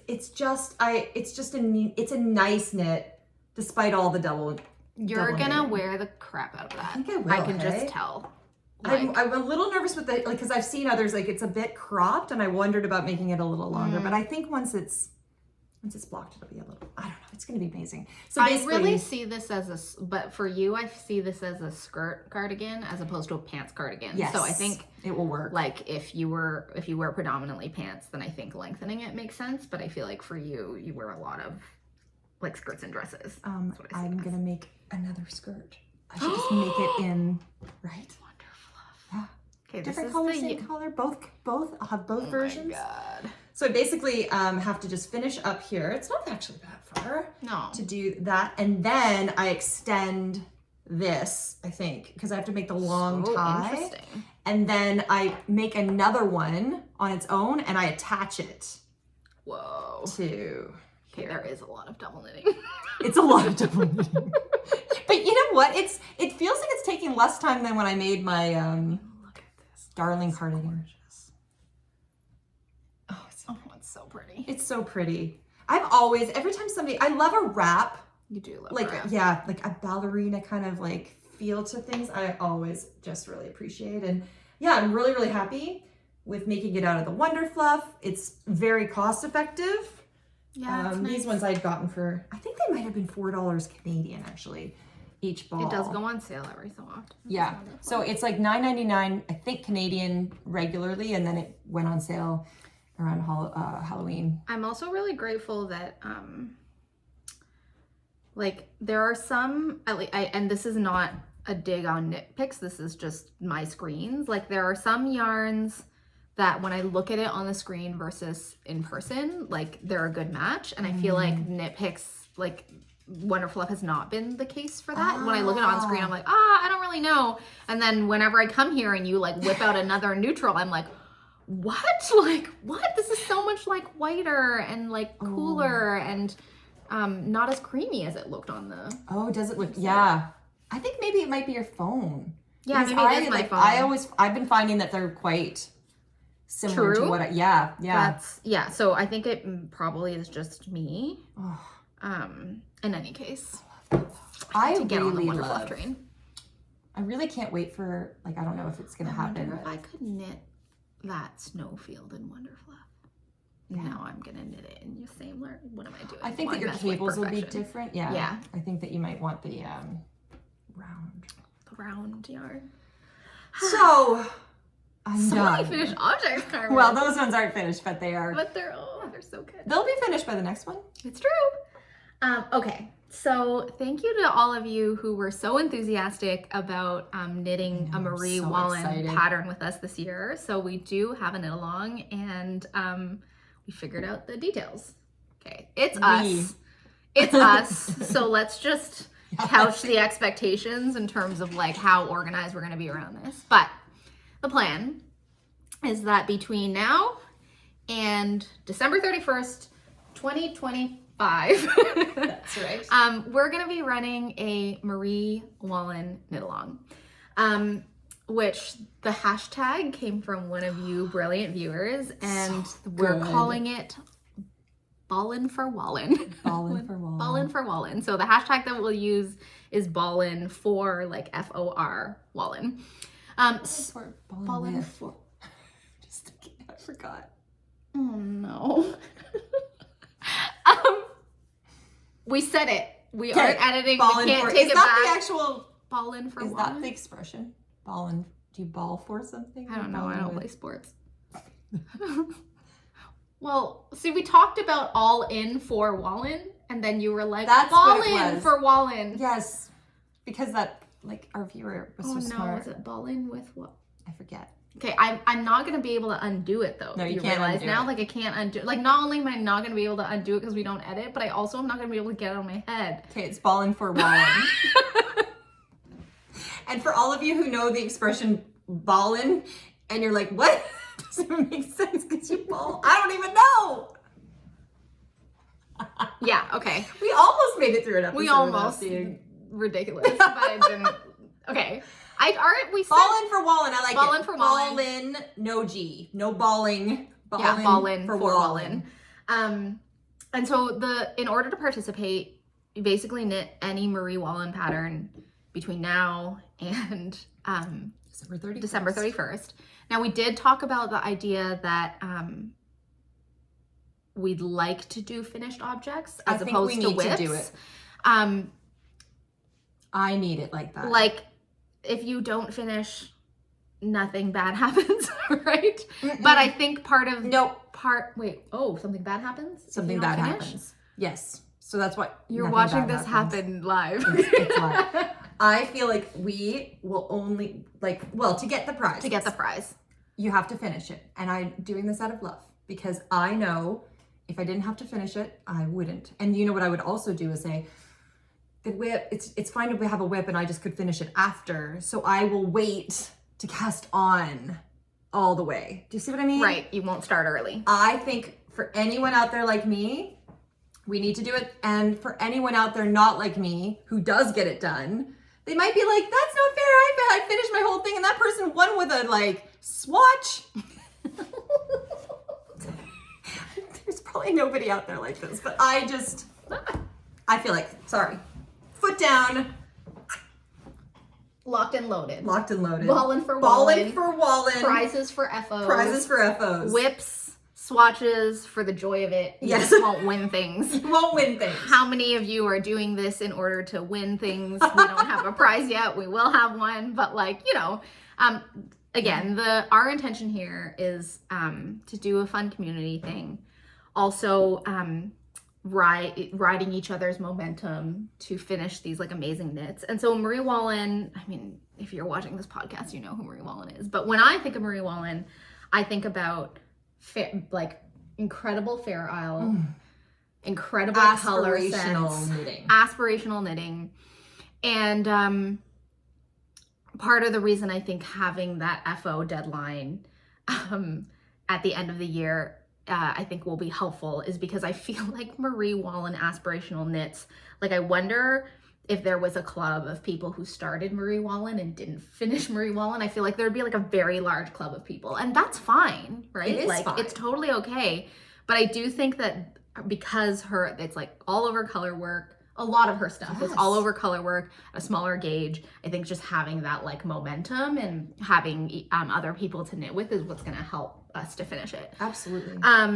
That said, I just want to take a moment to shout out her most recent publication called Erin, in which the gauge on her Erin patterns, instead of being 25 stitches by 34, is 20 by 20. Is it even 20? I thought, isn't it normally 32 and now it's down to 20? It's 22 by 22 for this sweater, which, Carmen, you get a model? Ah, my favorite. My sweater that I really stole. I love this one. Other way. Thank you.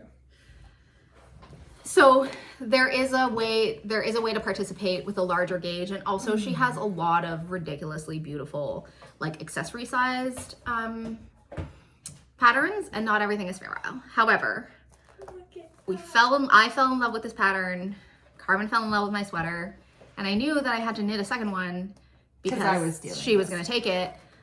So this is meant to be Moorit Brown, BallinforWallin knit along. So to participate, because we had some questions like, what does it mean to participate? Two ways that you can participate, I guess. The idea is to have community fun, and to be inspired by other people who are knitting a similar pattern from you, a different pattern from you, to just like be swimming in the same creative pool as other people. So in order to participate, if you are casting something on and you're knitting it and you never sort of talk to anybody about it or post about it, you're still a part of the BallinforWallin club. Yes. However, we're going to use the hashtag on social media.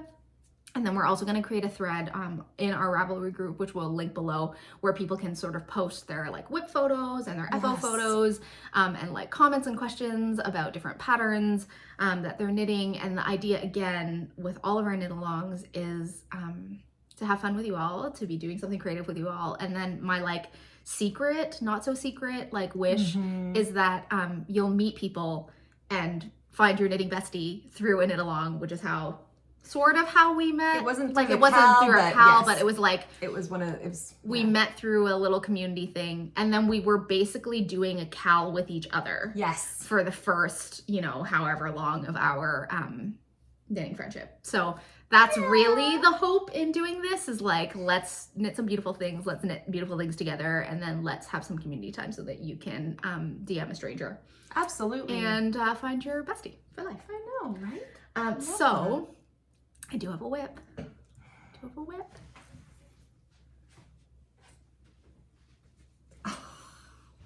Don't let Carmen try it on. Oh my God, Jackie. So this is my seton number 2. So beautiful. Now oh God, I love it. So I subbed it. So I used almost the same colors as the original one. But really, when I think about this KAL, what I want to be knitting, like I knew I was going to knit this because I had so much fun with it, but what I want to be knitting for the KAL, I'm going to say it here, whether it makes me accountable or not, is I really want to knit the yell cardigan. Me too. Me too. Am I going to do it? It's going to be that one or this one for me. The cable? You know it. No, not the cable. Whoops. Can't I find it? Hang on. Come on. Both of us. Where are you? Wouldn't it be great if we had a crocheted dog that was just like hopping across the screen right now? We wouldn't even need it because we would just skip ahead. Oh yes, this one. I really love that one. I don't know if I can pull off this like. Oh yeah, see, I love that part of it. Yeah. I mean, I think it's beautiful. I just don't know if I'm gonna rock it. You'll rock it. I don't know if I'll rock it. I think you would rock it. What is that one called again? Bambra.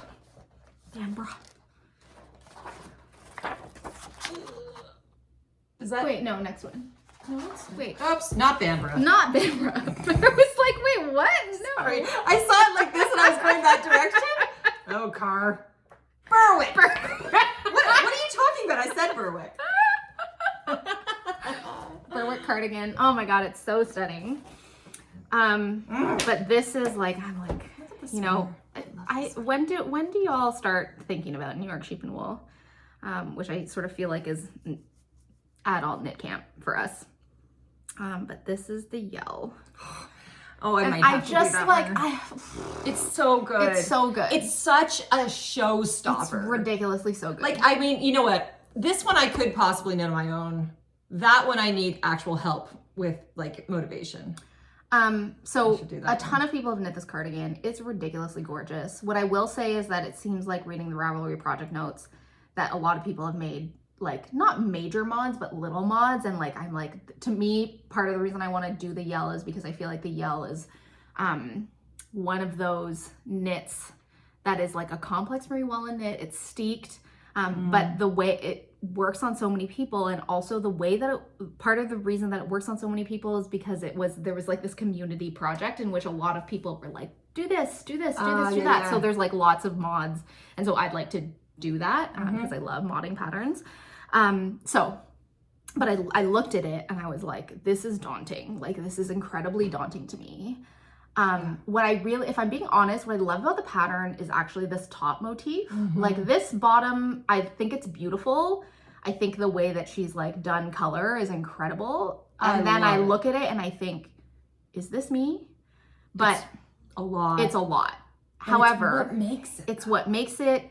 And I was like, it's so beautiful. And when I looked at it, I just kept thinking, I feel like this is two motifs mashed up together in a way that works. But what if I just took this motif in the bottom out and knit it in the seton? Oh, yes. So what I've done here is I've actually knit from here to here is that bottom panel of the seton.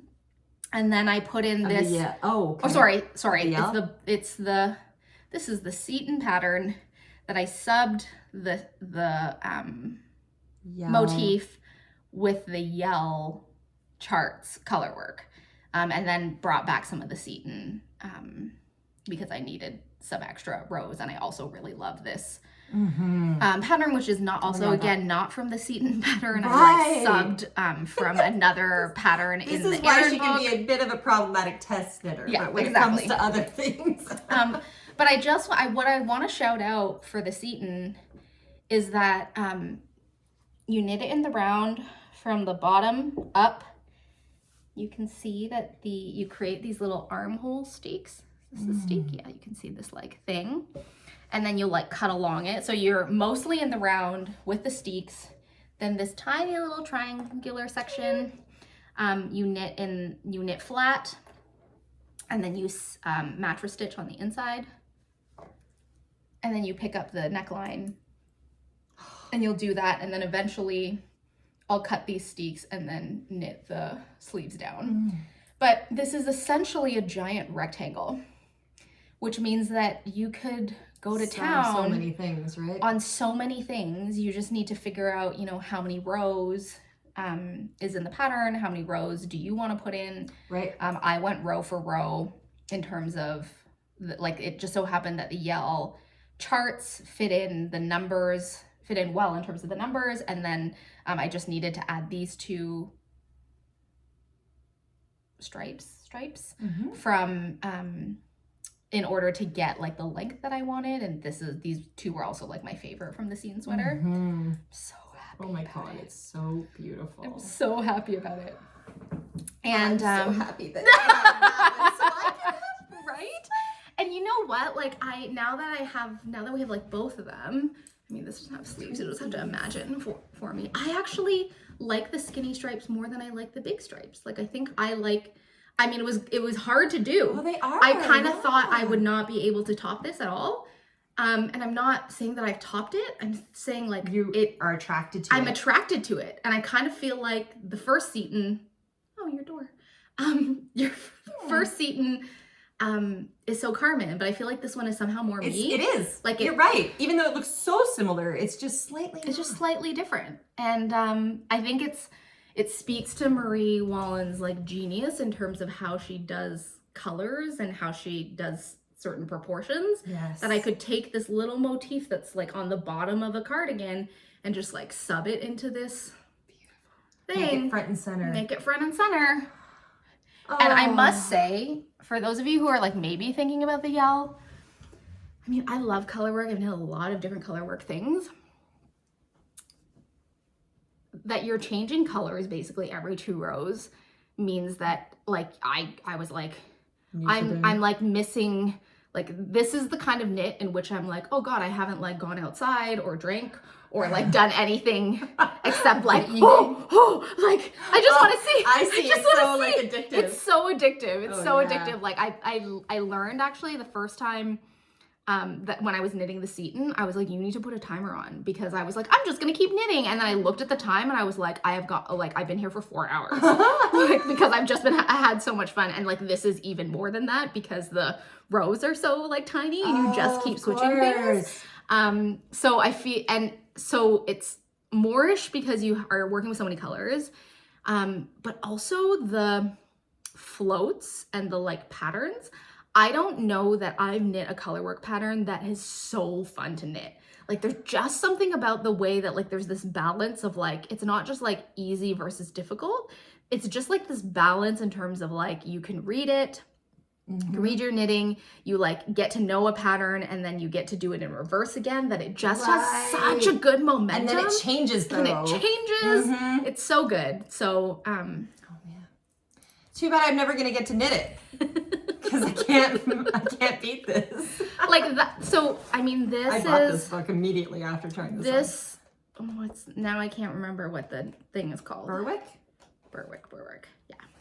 So I mean, I think this is stunning. It's so ridiculously I think I might stunning. have to do that one too. So beautiful. I do feel like this is one that without a knit along, I would run out of steam, because I feel like the fun part is the collar. And the body is like, but it's not cable. unfun. Well, it's not cables, it's like cross stitches. It's cross stitches I'm gonna enjoy and a bunch of knits and purls, which somehow doesn't keep my attention the same way that color keeps my, oh my God. I guess I have to do the knitting flat though, probably, hey? Yeah. Yeah, color work. Yeah. So, this is just stockinette, a bunch of cutting. And then here is also where I, this sweater is like this sweater was made for Nutiden and Nutiden was made for this sweater, because let me show you the inside. Yeah. Can I turn this thing inside out? Yeah. Now that I've steeped it. Yeah. Like, so our friend Lily and Cheryl and Gazelle, they all knit this sweater for New York Sheep and Wool last year. Cheryl and Gazelle knit it in Marie Wallin's beautiful British breeds. So gorgeous. Lily like did this amazing from stash mix of like all these different colors. Lily, who knows everything about color theory. Yes. Yeah. One of the things that I heard from every single one of them was like the weaving the ends in. Yeah. Like how many ends there are to weave in. And like, so many. Like the joy of it is that you're changing colors all of the time. Yeah. It's not as much a joy if you have to weave. It's not a joy if you have to weave in every single time. And but with Nutiden, weave in ends. What the heck? What's that? What ends? No ends. Like you just rip it and you start the next one. Yep. And it all just like works out and takes care of itself. Like up here you can see like again, like just, you know, when I had to change a color, I just overlapped the old color with the new color. Yep. I was just like, oh, it's gonna be fine. Yep. The weight of this sweater, light. I mean, oh, here was the other thing, is like, that sweater gets worn 3 times a week, at least. And part of it is because it's gorgeous, but more than that, it's because it's the perfect weight for everything. I love it. And like, look at the wear. Like, I mean, this is from October. Yeah. Like I haven't pilled it or anything, but it has done so well. It's gorgeous. It's so light. The whole sweater is less than 300 grams. For a bust size of 48. Like, if there would, and then like, it's so good for color play. It's so pretty. Like I just like sat around with a ridiculous number of balls of yarn. I mean, I used the same colors, except I subbed like a different gray and a green instead of the blue. But otherwise, it's the same color story as that. It just works so well. And so this is why I sort of was like, we need to do a Ravelry thread. Yeah. Because there are a couple of you who have started this, who have wanted to knit this, and who have sent me just the best pictures ever of just like all the little Nutiden balls all together. Aww. Or those of you who have like wrapped the little Nutiden things on little clothespins. Oh yeah. with like these little names on them, and these I've gotten these like little DMs of like all of the clothespins with all of the names at the palette. It just makes me super excited, and so that's what we're hoping the Ravelry thread, for those of you who can use Ravelry, or for those of you who are gonna be posting on social media, like please like post your palette as well. I feel like this would be so fun. And then just thinking something, maybe I should ask you before saying it out loud. No. Well, I don't know. Maybe I should have. But I was just thinking about the idea of the Ravelry, and I know not everybody can use Ravelry, right? And also that there's this large Ravelry. Okay, so I'm going to say this as an idea, but I don't know that I want to actually like make it happen. But I feel like other people can make it happen. I'm the idea person, not the That's the problem. We're both the idea person. Exactly. Jackie doesn't want to make it happen either. But I'm just thinking, if you know what pattern you're knitting, wouldn't it be cool to like be able to get to know others in that, like, so basically anybody knitting, let's say the Yell, could be like on Instagram in a like chat, you know, which I guess they could just like do. You can self-organize that, like, because then you'd be all knitting the same, like those of you knitting the same pattern, it would make even more, like, I think if I was knitting the Yell, I would be particularly interested in others knitting the Yell, and I'd want to chat with those with their colors and stuff, maybe. I mean, I hear what you're saying. I think that's the kind of thing that I hope you will, as we always say, like just DM stuff. And like if people want to organize like chats on that, like we won't organize the chats because we cannot administrate anything of our lives. We can't even answer the comments. Even though, as I say every time, I read them again and again. I love them so much, and then I'm like, I don't have time. I have to.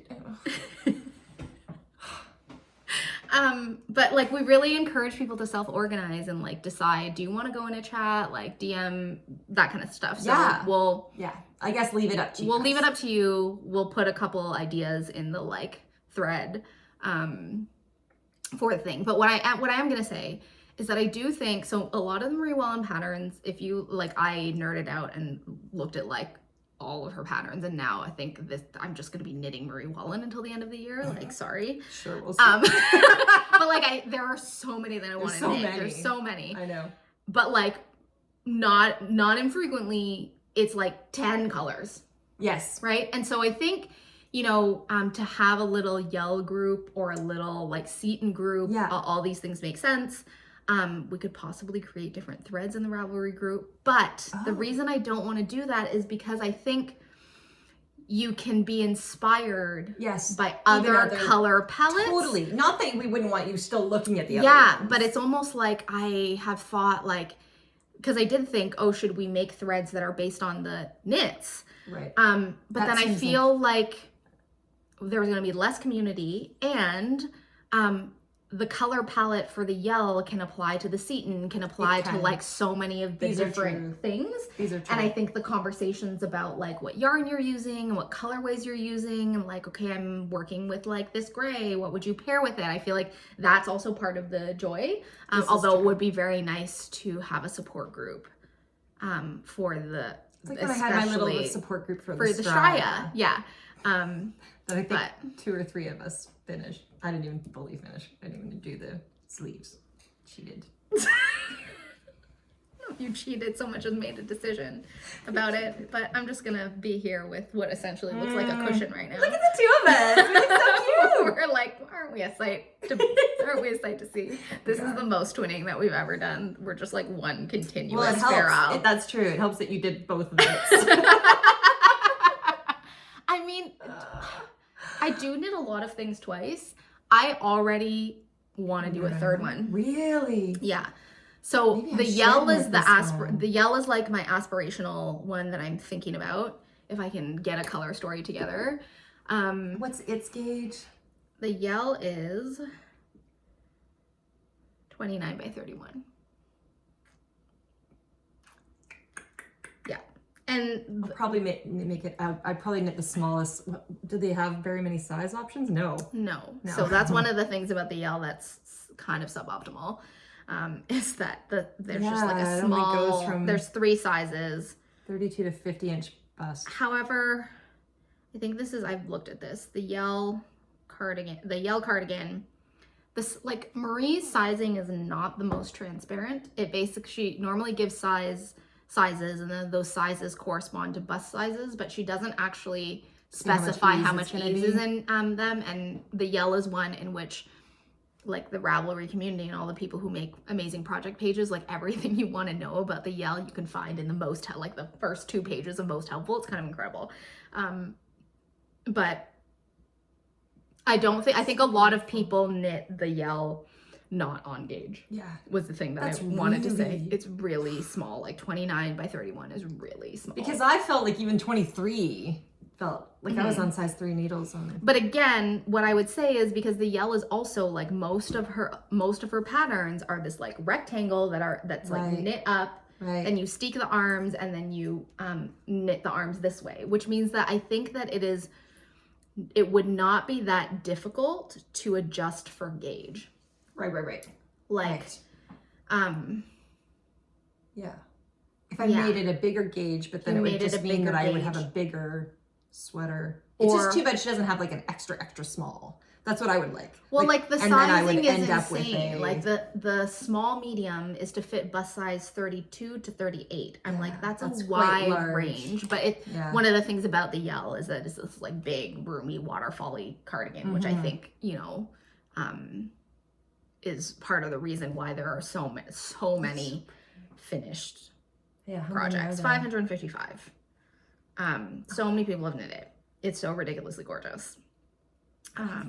All different things. This is very inspiring. I feel like I want to cast on right now, Now, but I can can't. I show I've got you too many my other favorite things. one? Oh, is this the one with the? Oh no. Okay, so were this talking about is last this time? is a level of like pattern genius. So this person, there we go. This person used the yellow cardigan and mashed it up with the scout shawl from Florence Sperling. Ah. Jeez, Like, humans. people are amazing. this is incredible. People are amazing. Wow. Wasn't there one you said? So Is her name this Nicole? from the Gentle Knitter. That She is doesn't. so you. This is her version of the yell. She did it in like this low contrast blues and grays, so stunning, and omitted the pattern on the button band. But Nicole, for example, she adjusted hers. Like, maybe I'll link the episode in which she shows her object, but she knit her yell as like a tight fit cardigan. So she took out a bunch of stitches. stitches. Oh, so that's it's the way to less, do it. as well. And it looks stunning on her. But yeah, BallinforWallin. BallinforWallin. BallinforWallin. I Oh love it. gosh, I love this. I actually want to take a moment to talk about this colorway. This colorway is called Morgonljus. Morgonljus. Morning Light. See, I learned Swedish. And this is still available in the Nutiden shop. It might be my favorite Nutiden colorway of all time. It's like this like cool icy blue Ooh. with these little raspberry flecks. Yes. Like Oh that my you God. can't see until you get really close. But it's just Oh, this is really it's so pretty. Oh no. Really easy to work single-stranded as well. Like a really great single-stranded option, and just like perfect icy blue. I love it It's so gorgeous. much. Gorgeous. But yes, I'm even thinking about Seton number 3 in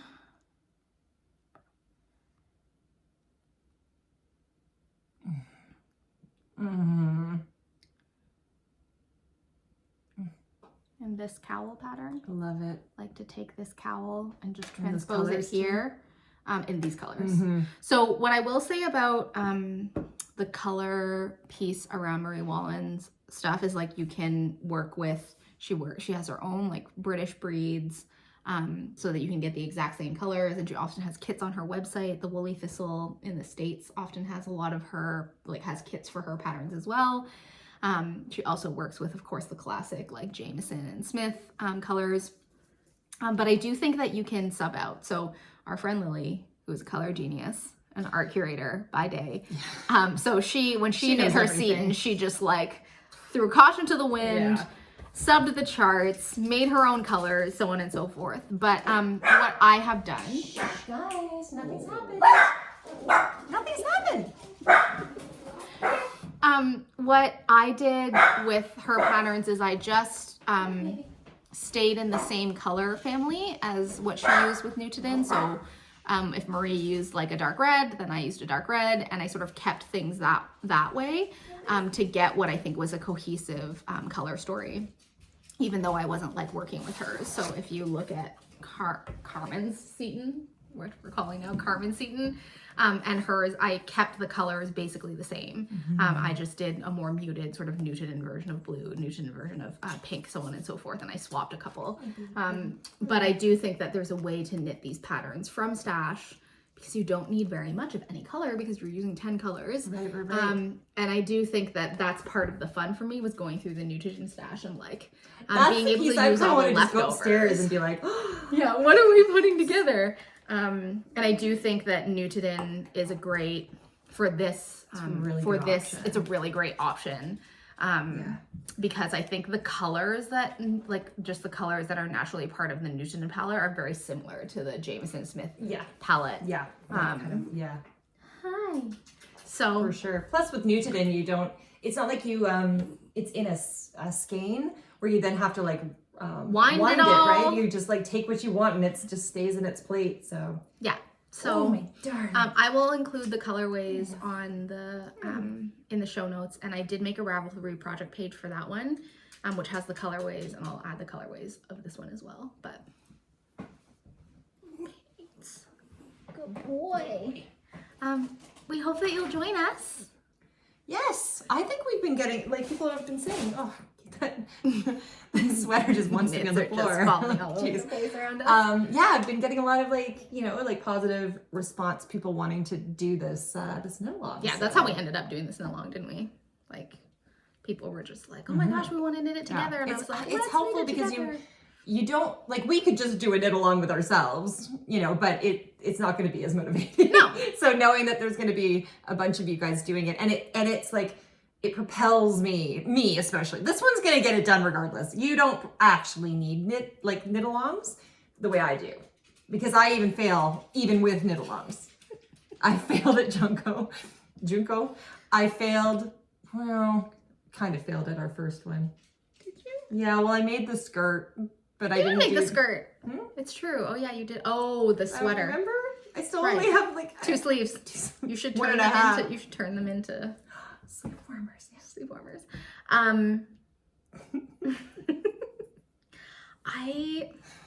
don't know if that's true. I think that what have I actually finished that was a knit along that we've done? That's a good point. That I've not thought about. I always feel like you've been participatory. It's because you've done like 3 or 4 versions of our knit, each one. You've done a bunch of them, and so then it's like you probably just think that one of those has to be mine. Probably. And I feel like you're part of all the process of every single one. Like we are having the KAL experience. Yes. Even though you're not on, like, and I think that's one of the things that I love about a KAL. And to your point of like, I don't need a KAL. I think I need the idea of a KAL. To be motivated to do things. And I do think that like everything that I've knit out of a KAL has there's a different momentum in it. I'm like excited about it in a different way. And that like seeing what other people are doing. Yes. It just creates so much joy. Like it's a more joyous process for me. Even if I don't get it done. Like what did I knit for the Young Folk Knits had a mosaic mayhem knit along, and I knit a bunch of stuff for that. Did I finish? No. Did I get the FO prize? No. But the like influx is what I think the KAL is about. Yeah, that makes sense. But to your point, Carmen, I think also one of the downsides of us doing a KAL is that I get hyper fixated and then I knit 4 of the things and then you're like, I don't need it anymore. Yeah. I have a feeling, so I have to finish my test knit. I'm making my dad, if you're watching, my parents watch the podcast. That's so sweet. Spell that out. I'm gonna make Dad a birthday present. I'm making him a vest. Man. But after those two, I need those ones to be done. But then I think I should pass this on actually like really soon. Which one? The Seton? Whatever it is, my Moorit Brown. See, this is the thing. I can't do better than this. I like the idea of being able to play with colors, and I love this shape. But I love this particular one so much that do I want another one? It'll just, why? I can't. I don't want to wear. If I'm gonna wear this, I'm gonna wear this. You know, if I'm gonna wear this sweater. You know what you could do so that I don't have to do it, although Mary Beth might be doing it anyways, is I want someone to do a Moorit Brown where the background color is dark and the motifs are light.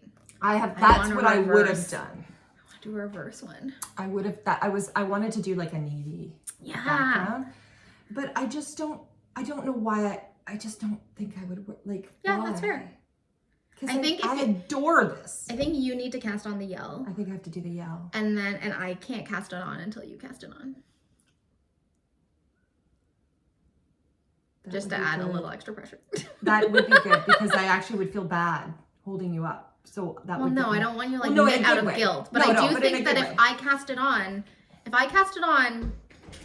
I bring the half finished object, you're not gonna want to cast it on. It's like we're gonna make this fungus shawl, and I'm like, Jackie, can I? Yeah. I have to make it first because if you make it first, then I won't make it. Like that. This is the key to Carmen doing the KAL is that I need to have some chill and not like hyper fixate and finish the entire KAL in 1 month, and then you haven't even cast anything on, and you're like, I am satisfied. Like the curiosity, like you've satisfied my curiosity, and then you put it on, and you're like, oh, can you give it to me? And then there's no reason for you to knit it. That's true. I mean, that is what literally just happened. So okay, I like it. Okay, and I'm committing to actually. I think I'm gonna cast something on today because I'm ahead of the game on here.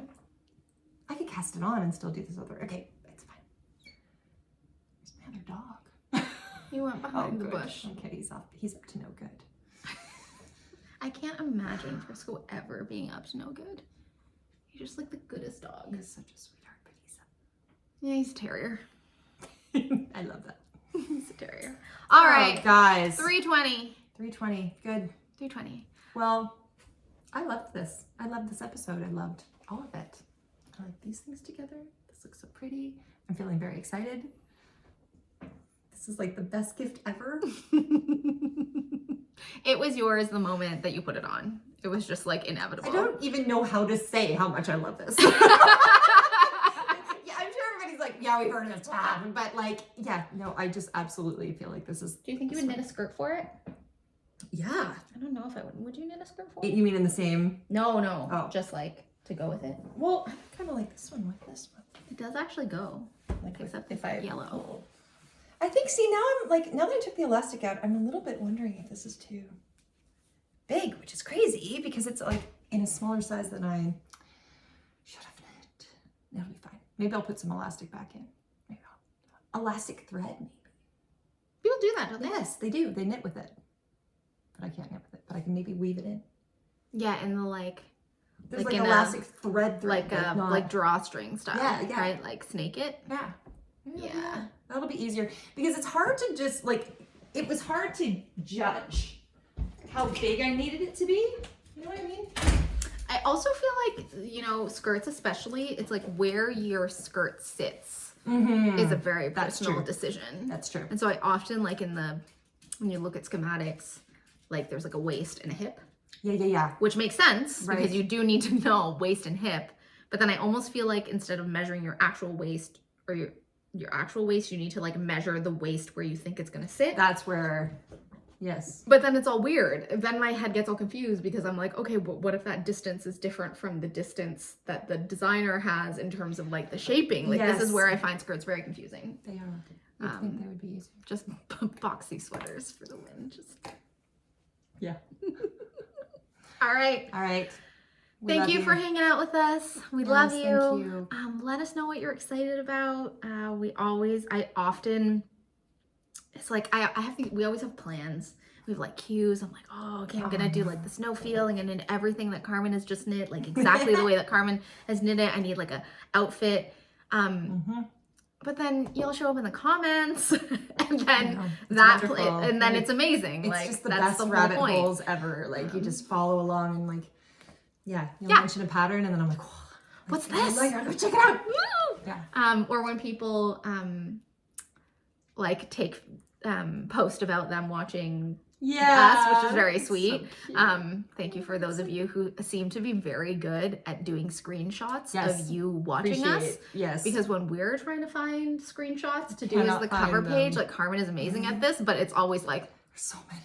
I just take a million and I'm like, oh my god. And everyone's always like, I'm like the screen. I'm like, how did you guys get it in such a way that like it's so nice? Thank you. But often like there's like there's like us, but mostly I'm like, can you take a pic? Can you like? There's like this much of the knitting. I'm like, what are you knitting? What are you knitting? And then again, I'm off to the races with like another pattern. Absolutely. So let us know what you're excited about. Let us know if you're gonna join us for the Moorit Wallin knit. What are you thinking about? We'll get that thread alive on Ravelry, and then we'll see you in don't know when. We haven't booked it. No, we haven't booked it. 5 to 6 weeks. Yeah, something like that. Something like that. All right. Stay warm, stay cozy. Love you. Bye. Oh, sorry, you were gonna get it.